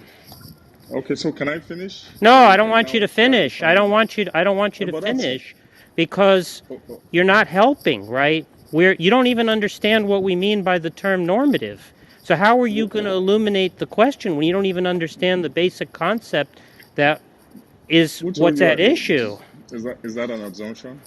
Are you What? assuming I don't know what normative is? I just asked you. You just said. Yeah. You asked me what. I asked you by normativity we mean the domain of oughts, right? So this is what Wait, normativity that's a is, yes or no right? question. That's a yes or no question. We It's mean a the loaded domain of question. oughts, right? It's a loaded question. What do you mean it's a Now, loaded okay, question? That's what we're understanding normativity to mean here. Do you want to hear him oh, explain it or not? I No, mean, I don't want to hear him. we've I been don't want to going for hear. 15 minutes. You saying that you don't understand. I don't want to hear him explain it. I don't want to hear him explain it why? because you don't understand the concept that we're talking about. Who told you that? I just If you don't asked have the you. I explanation, just asked it's a. you if by I can normativity answer yes we or mean the no. domain of oughts, I right? can And you answer said yes you or don't no. understand what that means. That's a loaded question. Well, you're just changing the Yes. subject then, because what we're talking about is the domain of oughts. So you're So just not when being I explain helpful. it, listen, right? No, I don't want you to And the explain it. problem is, No, no, no, no, no, listen. no, no, no, no. Don't say any more. It's not helpful. Sorry. Okay, can I? Even if it's not helpful to you, what if it's No, helpful to someone else? maybe if people have had enough of talking to John and trying to figure out his view, we can change topics and you can say whatever you like. You know, But I might not be I don't changing the know if we're topic. at yeah, you are changing the topic. We've already To what? established that. To whatever nonsense we're not interested in. Okay, so what if I explain what I mean No, by stop normative, saying and what it if I might explain. be the Stop, stop, same stop, with stop, what stop, you mean stop, by stop, normative? stop. Look, the only way you're going to be able to talk on this subject is if you start from the assumption that normativity is the domain of oughts, right? But you're saying you Yes. don't So understand what that means. no, no, you have to listen, right? It's a yes or no question, okay? I'll repeat the question. Is normativity the domain of oughts? So do That's a I yes or do I no need to? question. That's a yes or Okay, no question. Is normativity the domain of oughts? Jack, Jack, Okay, just there are mute him because different. he's just Dark, dark, incorrigible. dark, dark, dark, He's dark. If you don't understand what that means, maybe we can help you understand it, right? No, no, just move no, him to the audience. just yeah. That's Yep. it's he's incorrigible. Yes, yes. No, no, forget it. Do you understand? Forget it. No, That's why. forget it. Forget it. I'm not interested. That's why I I'm not needed to explain it so interested. you I'm help not me understand interested in what what you you I'm mean. not interested in what you have to say on this topic. Wait, You're only creating confusion. 10 seconds ago you were saying he's a nice guy. He is a nice guy, but he's still incorrigible. Okay. Sean, can you help me? He doesn't seem to be malicious, right? He's just obstructing.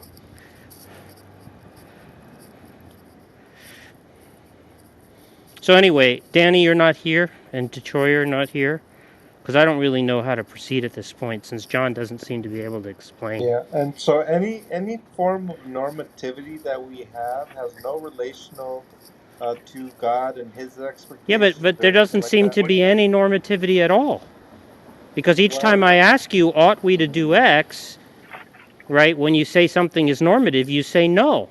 But if normativity like consists in what we ought to do, then it yeah. just doesn't seem like there's any Well, normativity. it would be like this: ought we rape?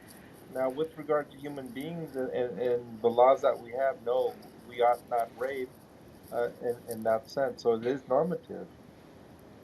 Wait, then why did you say when I said ought we to rape? Why did you say no? Yes, It's not the case that we ought not. in our relationship with God and the perfection of God and the soteriology behind it. And that's why I gave you an example of a normative sense with regard to our interpersonal relationships. Look, That's we've what I'm already asking. Yeah, but established that that there's when no normativity with respect to God, right? Correct. Okay. So now you're saying that there is normativity in some other domain? Is that the idea? Yes. Okay, so there are normative truths. Well, I mean, I wouldn't say it in terms of um, like there's no arbiter other than human arbiter. If there were two truths, right, that would be look, contradictory, he right? hasn't even There'd be established. He hasn't even that. established. Look, he hasn't even established. First of all, he's not going to establish that there are normative truths, and second of all, the only thing that amounted as to what he said earlier was that humans think that there are normative truths, but that's just a descriptivist notion, right? He's just saying we have these dispositions to think that there are normative truths, but he doesn't in reality think that there are such things, right? Well, I But understood then him that would as be normative anti-realism if that's Yeah, right. I understood him that's as saying exactly something normative about. Exactly. anti-realism. Hello, We've, can you hear me? yeah, we'll let Mars bars talk. Yeah, Now, so if I you ask me understood for the him as world, saying that Shut up. that like the law is something that we ought follow, right? And the law is going to be best followed if it's Yeah, but best is a normative structured. notion, right? Yeah, yeah, I know. But it's going to be best under like the law is going to be best if it follows reflects God's commandments and so forth. And I mean it would be better for us to have a law uh system that But he's saying that there is no normativity in connection with God. well I understand. Well, that's what he says too. And he says, we're just like people and we're gonna do whatever we're gonna do, but at the same time, we ought follow the law, and at the same time, the law should Yeah, also but best what does be a that mean? reflection But of what does God. he mean by ought there? I don't get it. Yeah, Well, Because each time I ask he doesn't him, even each say time we ought I to ask follow the him, law. each time I ask him, ought we not to rape? Right? He suddenly hedges. no. Yeah, according to whom? According to God, according to humans. That's the two different perspectives there. Two We're different not talking answers. about Why God. does that matter? So That's if we're not irrelevant. talking about God, then yes, absolutely, we ought not rape according to the laws of the land. What do you mean according to the laws of the land? You're just saying there is a law such that. Yeah. So you're just saying there is a law such that rape is not permitted, right? But that doesn't tell you whether you ought to be in accord with that law or not. Well, biblically, we should be in accordance with the laws that are prescribed. Romans 13 Wait, so now you've got some normativity that we ought to be yeah, in that's what I accord with the laws. But where are you getting that from? I don't get it. from Paul. No, but I don't understand.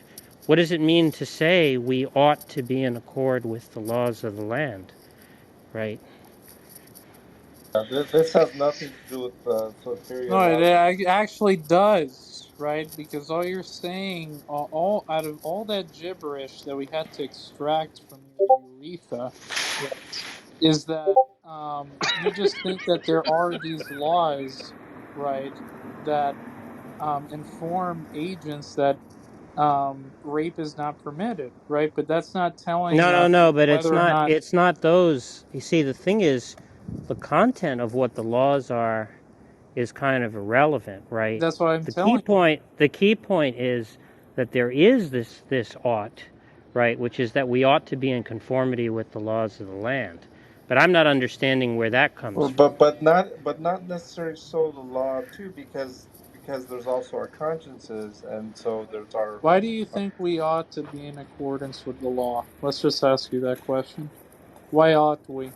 No, he could say it's irreducible, but what I'm just trying to understand what what that means, right? Like he he doesn't want to say that God is the source of that norm, That's right? correct. That's correct. Yeah. Yeah. So what is the source of that norm? Paul. No, Paul just tells you that the norm exists, right? That there is that that it's true that we ought to be in accord with that norm. But he's not the source of the norm. Yeah, there are Why many not? times he is the source of the norm. No, I'm asking Wait,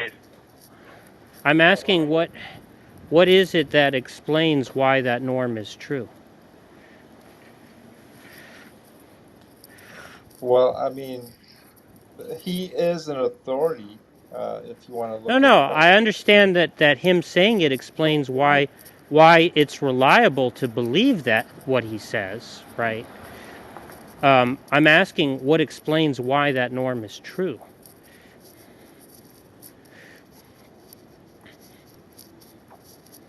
Like, uh, what makes that true? Is that what you're saying? Yeah, what makes it true?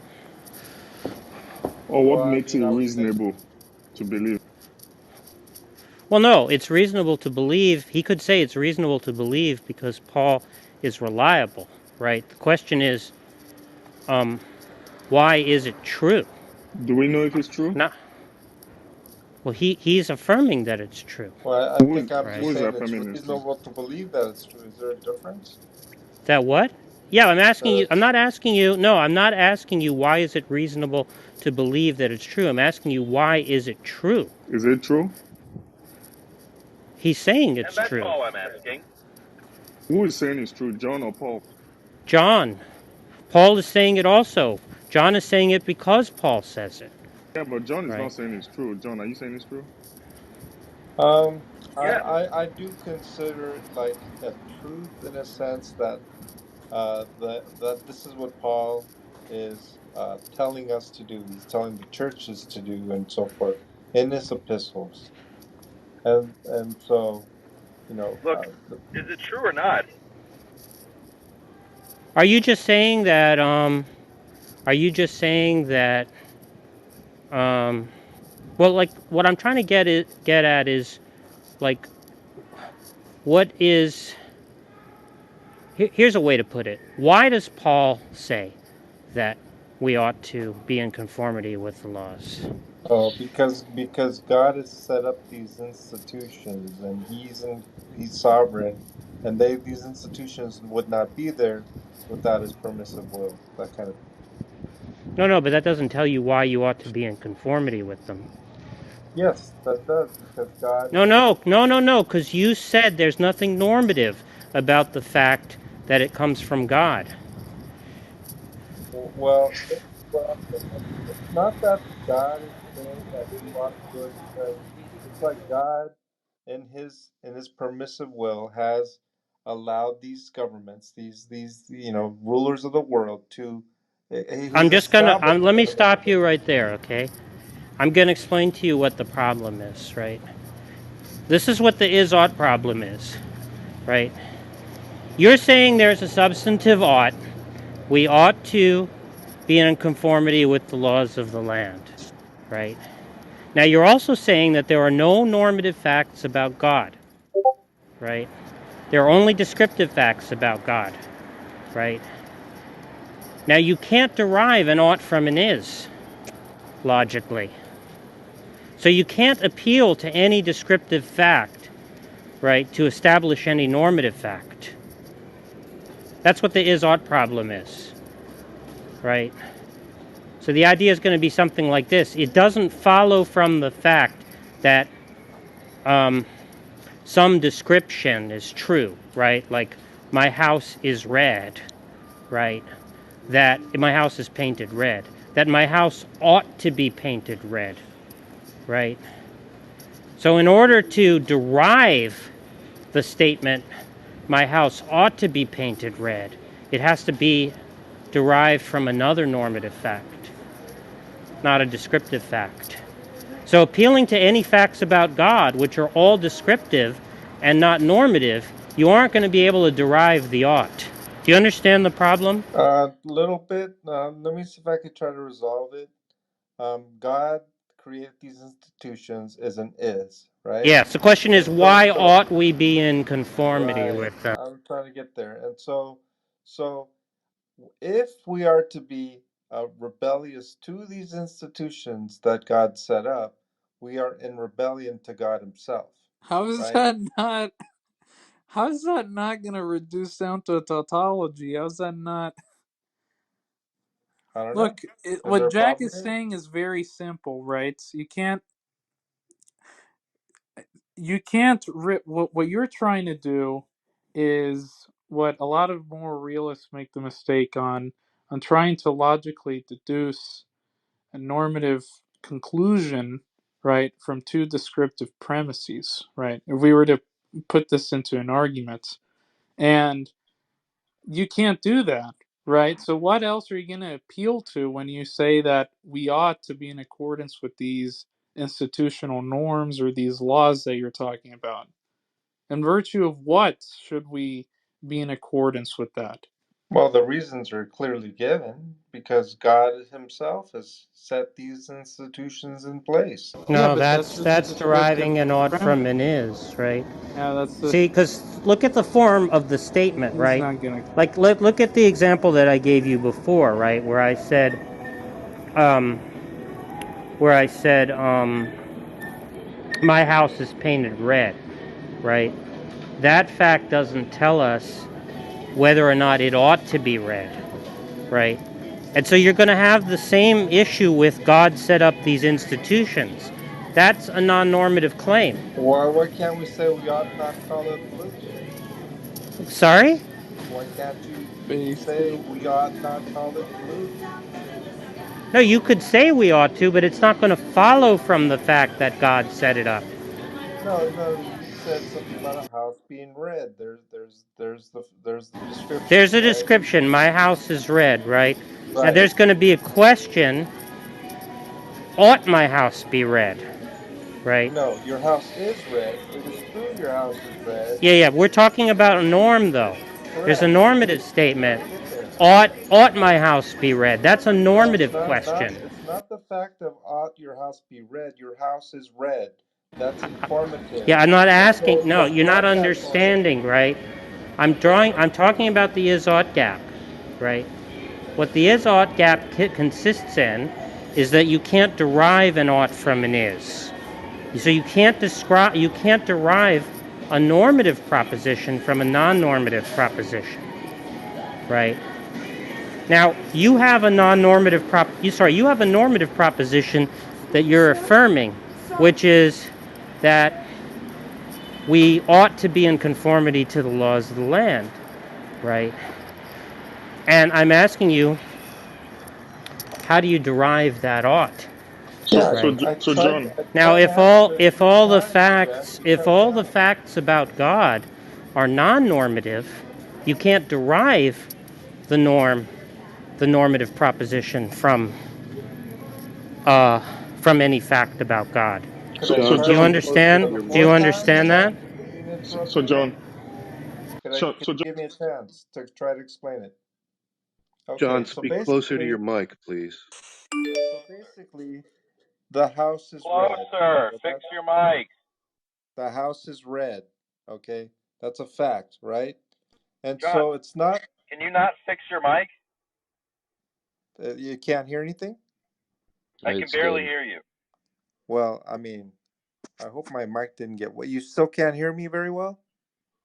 I can hear you. Okay, and so what I'm trying to say is that if the statement is such that the description is the house is red, right? The where the normativity comes in is we ought, because that's the truth and that's a fact, and so the normativity comes in. We ought not call the house blue or green No, that or doesn't anything else for that follow. matter. That doesn't Okay, follow. okay, It's a non I sequitur. tried. Yeah, but that's a non sequitur. That's not going to help.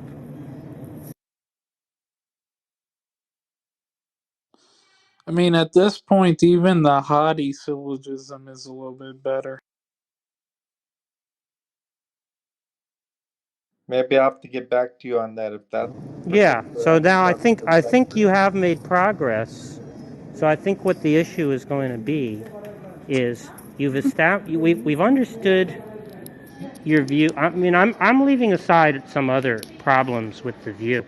But but we sort of figured out what your view is with respect to normativity in God, Yeah, I appreciate you which is listening, by the way. which is that there is no real connection, that all commands, all things that appear to be commands are in fact some type of disguised description, and they're descriptions of facts that human beings can never be in conformity to, uh, and they're and it is those facts which constitute the facts that describe God, right, or God's nature. So we understand all that, right? But then there's going to be this other question, which is that you do think there is some normative truth, which is that we ought to be in conformity with um, the laws of the land. But given that all the facts about God are non normative, that fact can't be derived from anything in God, because God is completely non normative through and through. So, so then the question is going to be, what explains that norm? Yeah, it wouldn't be God, Yeah, it wouldn't be right? God. Right. Yeah, and you can't derive it from any facts about God, or can't follow from anything that God says or does, Yeah. So when we Or go from back any and fact about his what name. kind of? yeah, I so just when don't we go back understand. and you say Paul says this, we say why should we do what Paul says? And you say it's because God ordained Paul. It doesn't work. That's right, it's not going to work. Okay, I'll just have to get back with you Yeah, on yeah, that. that's fine. I think you've been very reasonable. You haven't trolled. Wow. You've basically been consistent. I mean, when you haven't been consistent, it's been pointed out to you, and you've eventually conceded that you have to rethink what you're saying, and that all seems very, very fair to me. So I don't have a criticism of the way you've behaved. I do think Yeah. it makes sense to me, but there's It some won't opposition last. Well, pushback. that's fine. No, You know, I'm not criticizing you. You just there's just something you aren't. Look, I'm perfectly willing to grant that there's something that you have in mind that you aren't able to articulate right now, but maybe you can in the future. And then when you have figured that out, we can pick up from yeah, where we left that's off. fair. That's fair. Appreciate Okay. it. All right, no problem. Yeah. Thank you, I John. don't see how. Yeah, I agree, Jack, but I don't see how he can overcome this. No, if you asked me, right, I'm willing to bet that there's something fatal about this objection to his view, right? That it's not resolvable. But but I'm prepared to grant, for sort of like intellectual charity's sake, that he has something in mind that he hasn't figured out how to express, right? So Can I I ask mean, John a he doesn't question? have an answer to the objection at the moment. So as far as I can see, the objection stands, right? But maybe somebody will figure out a way to answer the objection. John, do you feel that you've expressed yourself adequately, and the problem is that we are unable to understand you? No, Where do you think? Daniel. I think that I've always held these views. I just think that I've been given an opportunity. I think there's been a lot of charity as well. I appreciate Friction. He kind of started it off in a way that was able that provided the opportunity for me to express it. And I think that many of you have understood. At least I don't require agreement, but if you guys are genuinely interested, and I see that, and I appreciate that you guys listened and asked the right questions, and I feel very good about what's happened. So can I ask John? Can I ask you a question?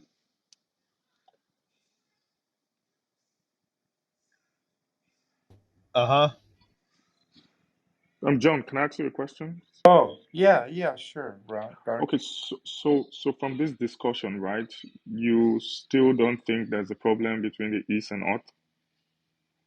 Well, they're claiming that I've heard of the term is ought and that type of I guess a problem as well as uh, uh, some other thing, something value and ought or is or something like that. Anyway, yeah, I mean I've heard of this before. Um, I thought it made sense. They're saying that it doesn't, so I'll just have to look at it in a sense that there's it's either like Sean may think it's either fatally flawed or that there is some type of resolution. I suspect there is resolution.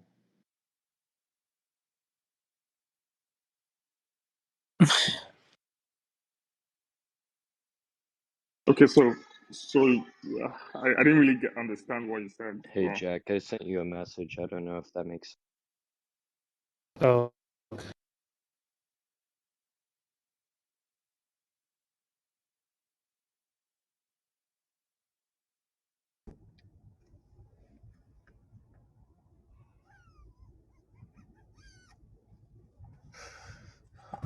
The only thing that sort of bothers me, John, is, and I think that this is why we've had such difficulty uh, dealing with your view in the past, is it takes someone like Detroyer to come along and exegete your view to the point that it makes sense. And like, I'm thankful that he's willing to do that. wait. But I think Mars Bars has come up with an interesting issue here, oh, okay. which is that there's some kind of violation of God's aseity here. Because see, the point is the thesis of well, maybe I shouldn't call it aseity. Maybe I should just call it God, divine sovereignty. Um, right. The point is, it should be the case if the thesis of divine sovereignty is true that everything is dependent upon God, right? Correct. But if God's nature is thoroughly normative, right? Sorry, thoroughly non-normative, right? Then it seems like the fact that there are norms is not a fact that God explains, which means that there's something that exists that's external to God that God does not explain. Would you say that's um, a fair reconstruction of what you're getting at, Mars Yeah, Bars? Yeah, but that's right. I don't think how that's does this norms have anything to do with God though? That's what I don't. Oh well, wait, Detroyer, did you hear about what his view is? What I John's think view is? sort of. I wasn't He's really saying sure. he's saying he's saying that he does think that there's a substantive norm, which is that there's this norm um, that one ought to um, be in accord with the laws of the land, right? Okay. But the point is, given that he understands God as thoroughly non-normative, it doesn't seem like that norm is something that is, as they like to say, grounded in God, right? So in other words, it seems like he's taking something like a first horn of the Euthyphro dilemma by affirming a norm like that. Um, when you say grounded, like, look, they could still think that God, the world that God made, something or others, includes or creates these norms.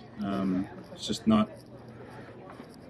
It's not part of God or something that God did itself that constitutes the norm.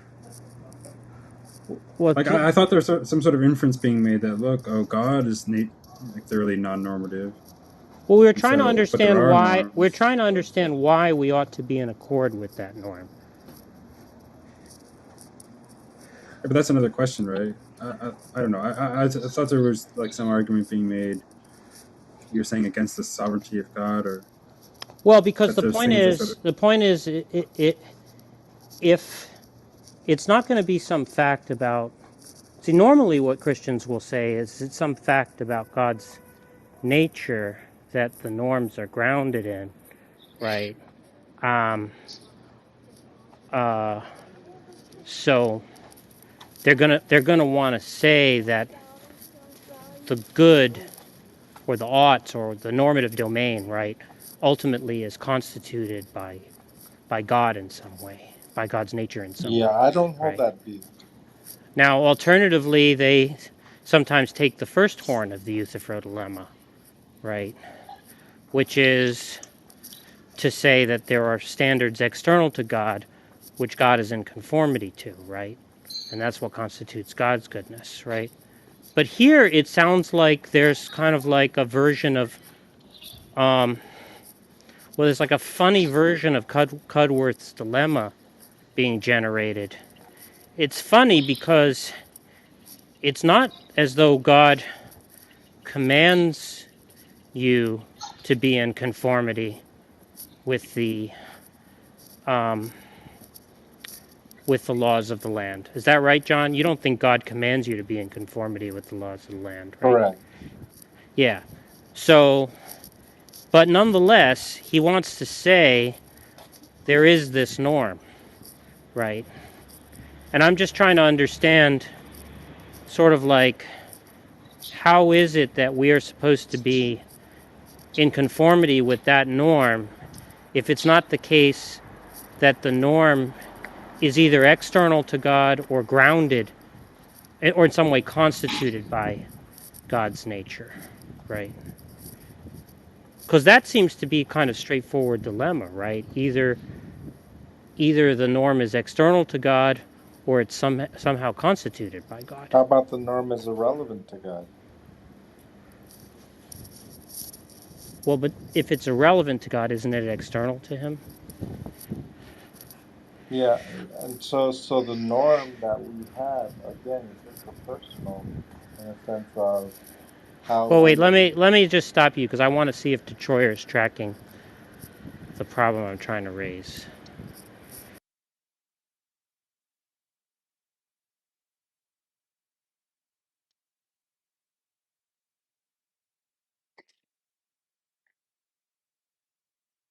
Maybe Detroyer had to step away.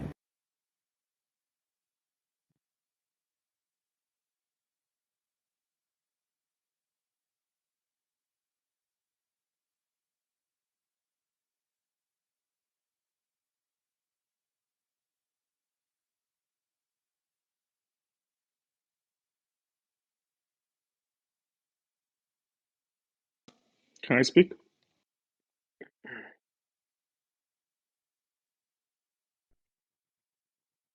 Go ahead.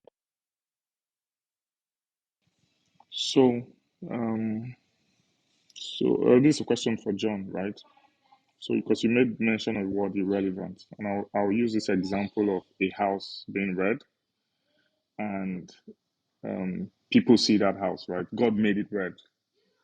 People see that house and paints it. Someone paints it blue. Someone else comes and say, no, it ought to be red.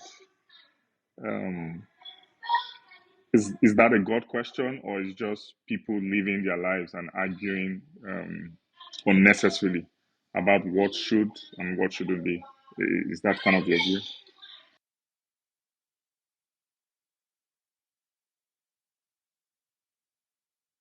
Was that directed toward me? Yeah. Okay, I mean, I tried to hear you, but I didn't fully digest what you said. I was slightly distracted. Oh, okay. So basically, right, what you're saying is that odd question when you're referencing to God, right? That odd question is irrelevant. But what do you think when you're referencing it with humans? Do you think the odd question is irrelevant? No, it's very relevant. Okay, so if people, for example, says, okay, because they feel that it ought to be this way, will you say you being a moral realist don't necessarily look to God for your morals. You could maybe look to, I don't know, democracy, or look to other means, not necessarily to God for your morals.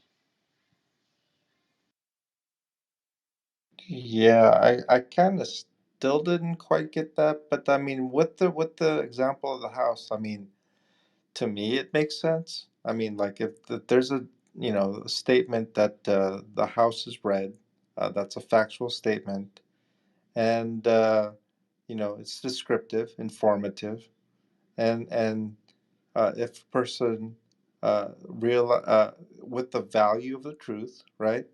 Uh, and has that value, and anything that does not conform to the truth or the reality of the state of affairs uh, is such that the statement "the house is blue" uh, can I think it's justifiable to say we ought not call the house blue, but I guess it's being pointed out to me that there's some sort of is ought problem or distinction or here or something. To me, I think it's personally perfectly reasonable, but I guess The problem philosophically isn't it's what not. you call the house, John. It's about what color the house should be. So, No, so, so how do wait, you wait, know the what house. color the house should be? No one's saying what the house should be. The house is red. That's just a fact. No, that's How do you okay. know the house is red? Okay. What do you mean? How do you know? Okay. What the fuck? What is the point of this analogy, Dark? Like, sorry, what are you trying to question? Like, are you being skeptical about like perceptive capabilities? So I'm questioning the I don't see interpretation of the data. I don't see the relevance of any of that, of any epistemic issue, right? We're just saying it just given There's that the none. house is red, it doesn't follow from any fact about its being red that it ought to or ought not to be red, or ought to be any color. Yeah, I'm not commenting on whether what the house ought to be. I'm commenting on something external to the house. I mean, and external to, uh, I mean, the color of the house. And so I'm thinking of a proposition that entails the house is blue ought not to be said Right. in the Do you sense that, understand that you cannot derive an ought from an is? Do you understand that? well, I've been told this many times, but Do you like, Okay, understand what it okay, means, okay, though? okay, okay. yes, here's the What thing, does it okay? mean? Well, At no point I'm saying the house ought to be read. This is what okay, you yeah, those words yeah, never yeah, came from my mouth. yeah, yeah, yeah, Okay? The house is red. yeah, yeah, yeah. What the fuck are you talking about? No, no, Daniel, lower your blood pressure. I'm right there with you, but let's just lower our blood pressure together. John, Yes, it doesn't matter. It doesn't matter whether you're saying the the the. Okay, so the house is red. Descriptive statement, right? correct. Thank you. Right. So, for any reason, someone wants to change the color of the house, that's going to entail some kind of normative statement. Like, I don't like the color red. Liking the Well, color no, red, color red That's is something not a different. normative statement. It's just the idea that sorry, Jack, I don't like the color red is not a normative statement. It's just or it's just the idea that there's some way the house ought to be. Ought it to be the way it is, or ought it to be some other way? Yeah, there is no ought Right. there. The house is red. I don't know why you guys keep saying the house ought to be red. Yeah. At no point did I ever What say I'm that. saying is the point is there's an analogy, right? Given some set of descriptive facts, some set of non-normative facts, you can't derive from those facts alone any norm. That's the Here's issue. a question. Here's the right. question for you, The John. house is red. The house has, 2 stories. The house is, made of brick, 18th century style architecture. None of those tell you anything about the way the house ought to be. And I Yeah, I don't mean make a comment on earlier, what the house ought to John, be. Right. John, God. yeah, earlier John. John, it But if sounded you like wanted John to, wanted to say, it sounded like earlier John wanted to say that we could talk about the house as being read and how it ought be read in virtue of like language and institutional norms. But even then, you're just saying, well, if you want to use language properly, then there are a set of rules and commitments and so forth, and you should just follow that if you want to speak English properly or something like that. So are you guys saying that I'm I mean, implying that the house should ought to be understood as read, maybe something like that? Well, that's the No, no. analogy. We're, I thought we were just trying to like spell out the where the gap is between we just want to make uh, sure that you understand what the prescriptive is and ought descriptive distinction is, or statements. Yeah, I'm the pretty fact sure that you Daniel. cannot derive an ought from the way something is about the world. Yes, you Here's say my that question. 5 times over until you're blue in the face, Daniel. But ought I be Look, blue? Here's look. my question. Here's my All right, question, John. John, here's my question. all right. Why should we call the house red? Who Jesus. says you should? Well, you said Okay. What?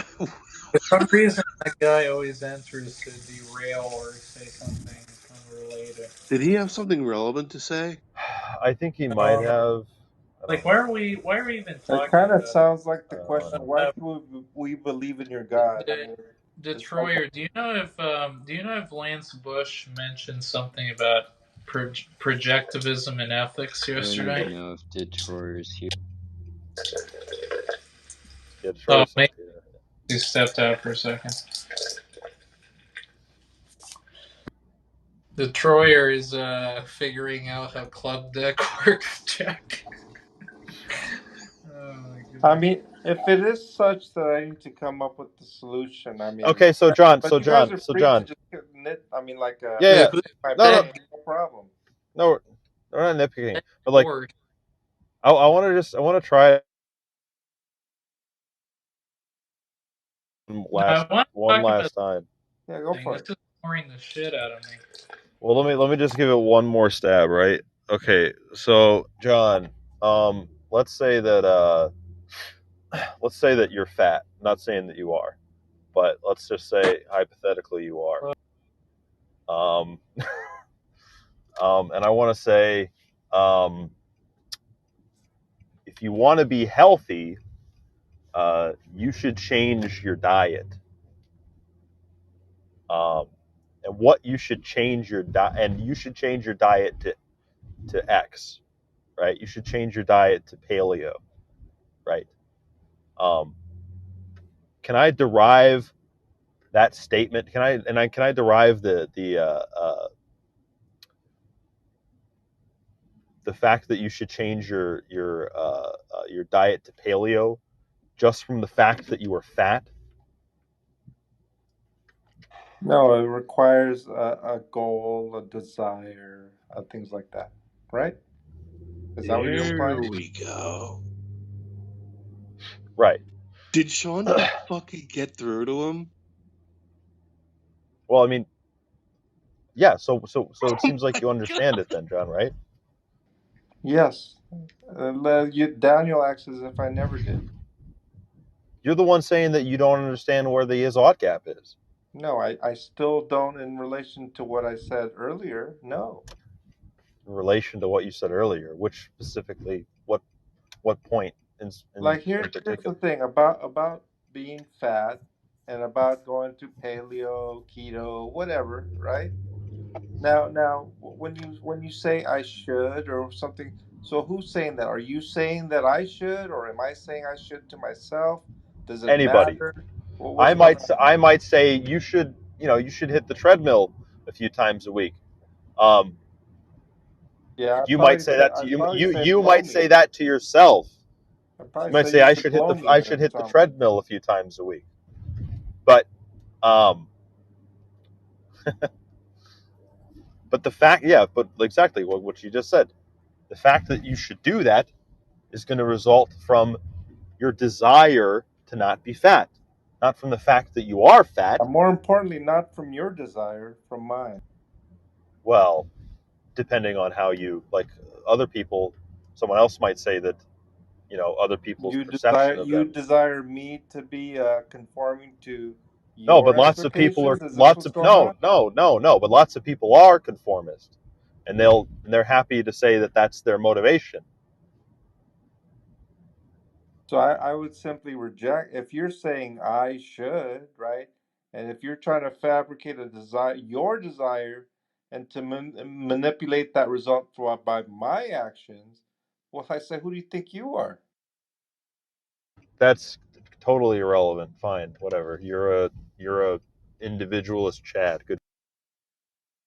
No, so my point is, with regard to normative views, I mean, I don't know. I think I wish I could express to you what you guys are saying, but you guys, like, at no point I'm saying that you ought to. I don't talk like that. Even with norms, okay? I don't tell you, Sean, what you should, ought, or need to do, okay?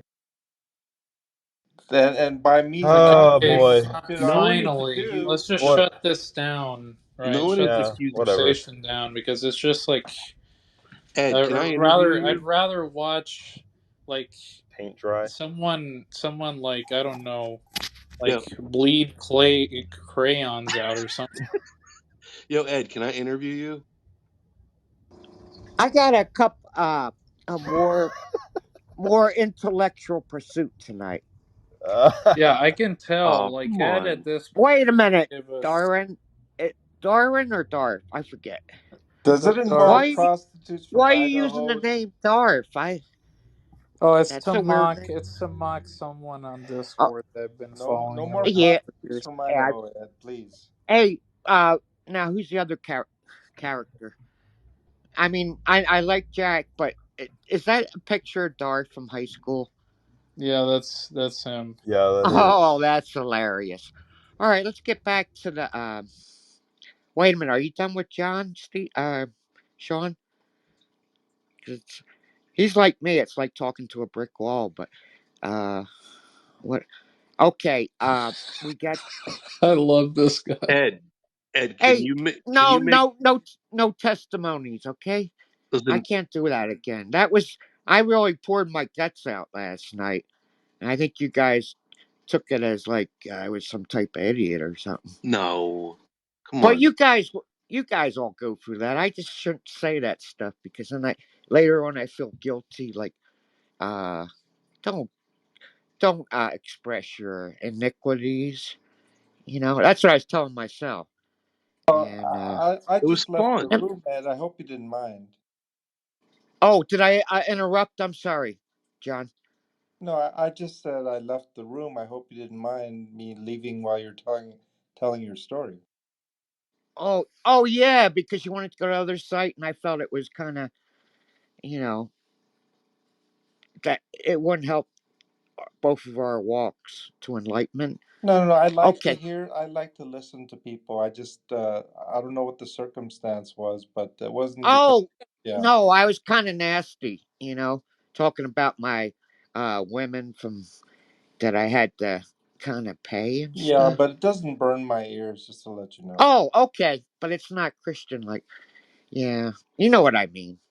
Yeah, yeah. Hey, What I'm trying to I say, you was don't have to worry about that. Is my point. okay, but I was reading the Psalms, and man, I mean it. Psalms 6. I tried to pray it, and uh, boy, it's a more of a war story. Everybody else is fucked up except this particular tribe. And but it is good to give yourself reliance, not to be scared of shit, and that somebody will protect you, like a fatherly figure, or it makes sense. And like I said, they were just working on trying to set a standard for morals, even though it was real primitive. But that's just my opinion. But back to the uh, argument. Now, Darth, remember?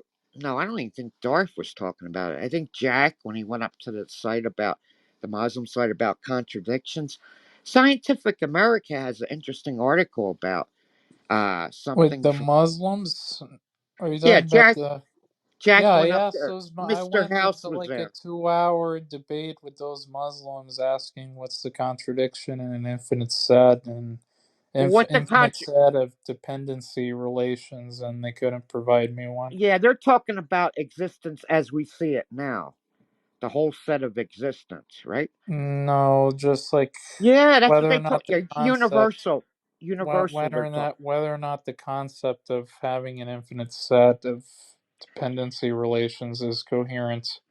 Well, how about interest set where there's positive and negative charges? Wouldn't that equal zero?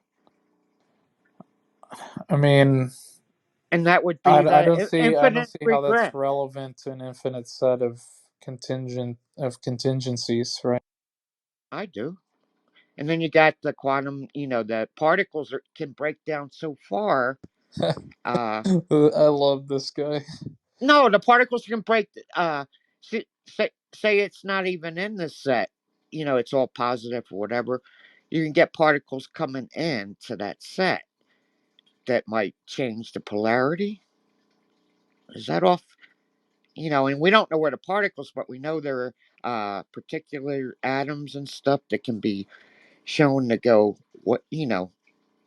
beyond, below even the glutons or whatever they call them. And I encourage you guys to look at that article. I know you like the philosophy, but I think they're talking like they know the science, and I think that's kind of disingenuous because nobody knows what's beyond. We're making assumptions and axiom. Well, I hate that axiom word. We're just trying to figure it out, and they're using more of a scientific gotcha. Don't you think that's what they're doing? But they said there's nothing in the article. They said nothing wrong with the infinite regress, and that's the contradiction that they're opposing. Am I on track or no? I guess. Wait, Jack, are you? Yeah. Jack, does have you read Akil's paper on the wider significance of naturalism, a genealogical essay? I think so. Does Akil think that? So, do you agree with Bogrami's view that that the first person perspective, right, within this perspectival dualism, is activated, quote unquote, whatever that means? That it's activated once the agent perceives evaluative properties. Mm-hmm. Oh, okay. And you think that that's one of the properties that's required in order to have agency, right? Mm-hmm. Oh, okay. So would you say that you're like an essentialist um about those properties? No, I don't think so. Okay. Yeah, but what's beyond those properties? That's what I'm trying to figure out. I love Jack. I love this guy. Ah, and the Muslims are given one attribute, as I understand it, to Creator that all he does is create. So they're taking out all the other attributes, except Which one? that's what Oh they wait, said, you're right? back. Oh boy. Um Yeah. Detroyer, do you think that do you think that Bill Grami's view that the first person perspective is activated after the agent perceives evaluative properties makes sense? Do you think that Bill Grami's view Um, is something that's required for agency? Let's just say that. I don't. I don't really understand it. I mean, so like,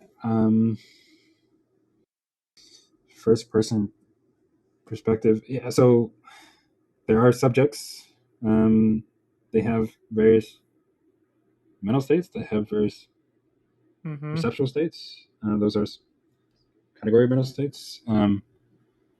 I don't know where this.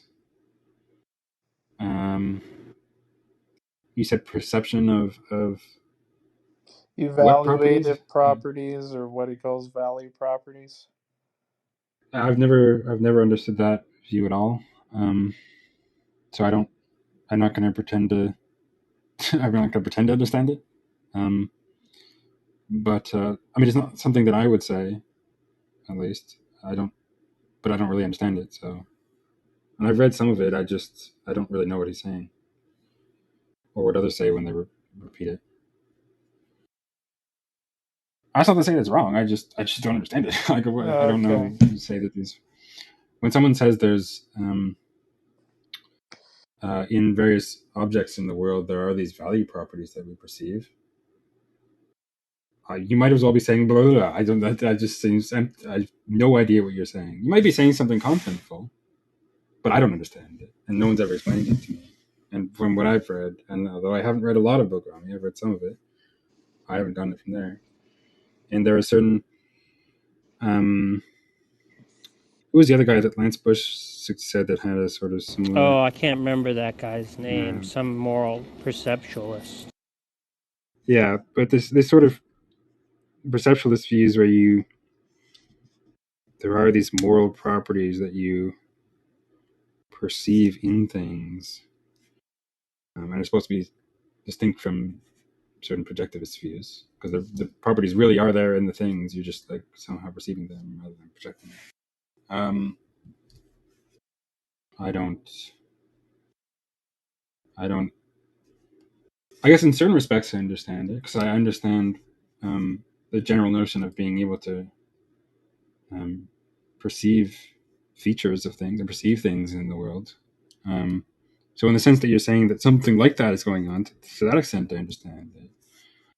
But you know, when you say, and the thing that you're perceiving are these value properties, and somehow um, there's, I don't know what sort of sense is being used to perceive them. Maybe it's by means of sight or something else. I don't know, some special value sense, um, and these I don't know what the value properties are or what the perceptual mechanism is supposed to be or what explanatory work this is potentially doing. It just seems to me a waste. I don't. It seems to me I can explain all the things that are going on when we talk about values and stuff and other things by talking about um, our various psychological states. Some of those states we talk about as desires. I think we use, or at least I'm inclined to use normative language to describe those psychological states, those desires, and what is instrumental to their satisfaction. I'm also inclined to use normative language regarding um, um, collective desires or institutional norms. Those aren't strictly speaking normative in the same way, but um, and I guess I have no problem using value terms to talk about um, the things which are instrumental to um, the satisfaction of our desires. So, in the sense, like I value, um, ice cream. It's not that I don't have to say that I'm perceiving some value property in the ice cream. Yeah. I don't know what that means, and I don't know what work it would do. I seem to say I seem to get along just fine saying um, I value ice cream, and saying that, um, and by saying that I mean something like I like ice cream. That's a certain react attitude that I have when I have it, or when I think about having it, and I desire having it. And ice cream, or it being present, or something, or available to me, is instrumental to that aim. So, on one hand, it seems talk about these value properties in the thing. on one hand, I don't know what it means. On the other hand, uh, in the general, because again, I understand certain aspects of it, like perception or whatever. On one hand, I don't know what it means. I don't know what it's like value property in it. What is in it? It's a collection of atoms or something like that. Like um, it's not. So it's not like composed and part of that. If you want to say that it's like true of it or something, I mean, I don't know what is true of I it, but mean, that it has a value property. I would be inclined to say that they would just be intentional objects. Well, I think so. If the quote unquote value properties are intentional objects, well, intentional objects, if they exist, which I don't think they do, whatever. I think that's just a way of speaking, but whatever. Intentional objects, if they exist, are mental. They're in the mind, so to speak, um, or if they're located at all. Um, they're not in the thing, so it's not like you're perceiving those in the thing. Um, so that's a different view, I think. But and if you're saying that they're intentional objects that you project onto the thing, well, that's a sort of projectivism. Um, and it's not. So it's not. It's not this. It's a different view than this. Yeah. Hey, So Friction. just Oh, to kind of wrap up on the point I was making. Um, so on one hand, I don't really understand what the value property is supposed to be, or how it is that they feature into some account of perception. Um, and I also don't see what work they're supposed to do in a theory of like um, valuing or ethics or anything, when we can, I think, get along pretty well, just from a well, in that quasi kind of Humean way that I was talking about and whatever. So yeah, I don't really understand it and don't see the work it would do anyway. yeah. I have a question. So Could truth be an intentional object? Friction. truth be an intentional object. Yeah. What? Because as you're talking about ice cream and value, and if I were to value truth, and so my norms are based upon the value of truth, would that be considered an intentional object? I think that was the phrase you used. No. No, I don't. Friction is an eliminativist about intentional objects, I think. But I think Well, Detroyer. Oh, sorry, go I'm ahead. I'm I'm so yeah. So in one sense, yes. Although I don't. I'm fine using sort of the language of um, um, quote unquote intentional objects to talk about um, you know when we say, like, for example, I'm thinking about a unicorn. There's a unicorn in my mind, or something like that. Or we can sometimes also use this sort of language when talking about illusions or what it seems to you that you're seeing, right? Which may or may not be illusory. I'm fine with using that language. I just don't think that when we, if when we use that language, we're tacitly committing to the existence of these objects, like a unicorn of some sort in your mind. That I think is, I'm going to say that's an error. I think we don't have to. And when I use that language, I wouldn't be committed to something like that. And so, um, you can be a sort of fictionalist about uh, intentional object language, but then the question is whether truth is something like this. I'm not sure. Hmm. Um, I don't think it's really, doesn't really make sense to Well, talk about it that way. I mean, if I recall, you take like a deflationary theory of truth, right? um, I don't know. I mean, in some ways, yeah. I mean, I don't. In, so, um, I think some of the things that I would say about how, like, a belief could be true, um, um, or an utterance could be true, That's, Yeah.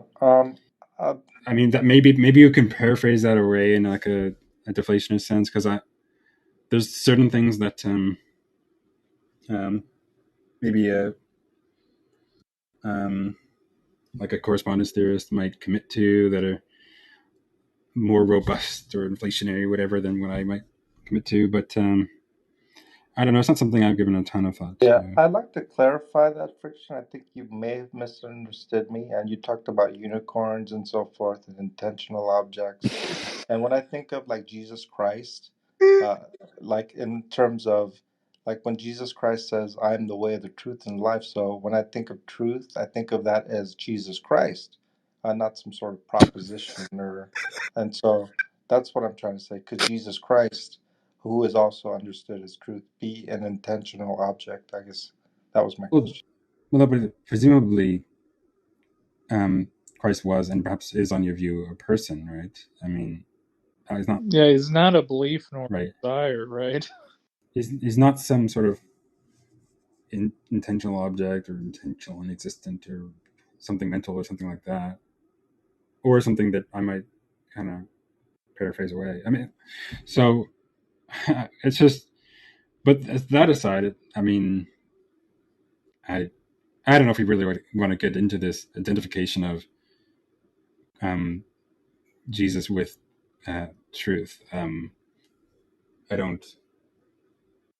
It's I mean, that's a okay. whole I other was kind of just worms. curious. It's For maybe even more problematic than the identification of God with good, because here we have, I guess, unless you're using again truth in this entirely novel way, or at least way separate from how it's normally used when talking about, you know, what's true and not true and so forth, then you're going to run into problems. But yeah, I just don't think that's. I don't know. It doesn't really make sense to talk about a person um, as a intentional. I Um, mean, I think truth is a person, and that person being Jesus Christ. well, when you say truth, there, what do you mean? Because like, um, right? Because normally when we say we're talking about, when we say that propositions or statements or beliefs or whatever can be true or false or something like Right. I that. thought you were understanding it that way. That's why I wanted to restate it because it seemed that's what you were understanding as me Oh, saying when I said I value truth. but then in what sense are you talking about truth, right? It's not. But when you say that Jesus is truth, Right. clearly you must be using it in some different way, right? And that's the way I meant it. When I say I value truth, I So understand I could, Jesus Christ to be truth, and so so I I could, value. so you would, yeah, I could translate your statement, "I value truth," as "I value Christ," right? Yes. You don't mean anything more or less than that. Uh, yeah, fundamentally, yeah. Okay, so like from my perspective, then when you say truth, there, you're just supplying a different label or name for Christ. Well, Maybe there's more entailed, but yeah, I that's think really of what's it as happening. like that which anchors all true propositions, kind of like in that way, uh, grounds it, Anchors them. uh, responsible for reality itself, uh, things like that. Because of course we as Well, Christians believe you might think Jesus it's is like God as causally well as the responsible. Creator. If you mean responsible, like causally, so like the rest of the world was in some way caused or created by God or um, By, the Son. by, I by don't know, Jesus, yeah. by Jesus. Then and in that, creative act, Jesus fixes all the other facts. Then in that way, all the other truths are fixed by Jesus. So that might still run into problems, but yeah, that's fine, I guess. Yeah, I don't know if you're able to understand the concept. It's not that Jesus Christ is a source of truth or anything like that. Like he is truth. And once again, we get into that statement of Jesus But then I don't is know what truth. that means. Yeah, I know. Trust me, I know. That's a whole nother discussion. Kind of like God is good, which I'm grateful to have progressed, but I think there's another conversation. Jesus is truth as well, but that may be for another day.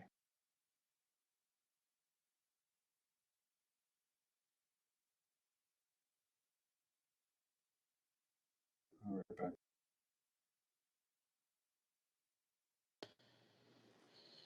Wait, Jack, are you there? Yeah. Um, has there ever been an argument about an argument for some minimal realism for aesthetic objects that has convinced you? Minimal realism. I'm not sure what you mean by that. Basically, that some propositions that invoke standards for aesthetics can be objectively true, at the very least. It's not going to be it's not going to be a robust view that claims that aesthetic properties are like mind independent or anything like that.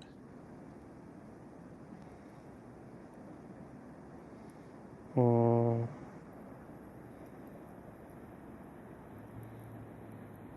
I mean, the most I can imagine is that they're kind of like given certain facts about human beings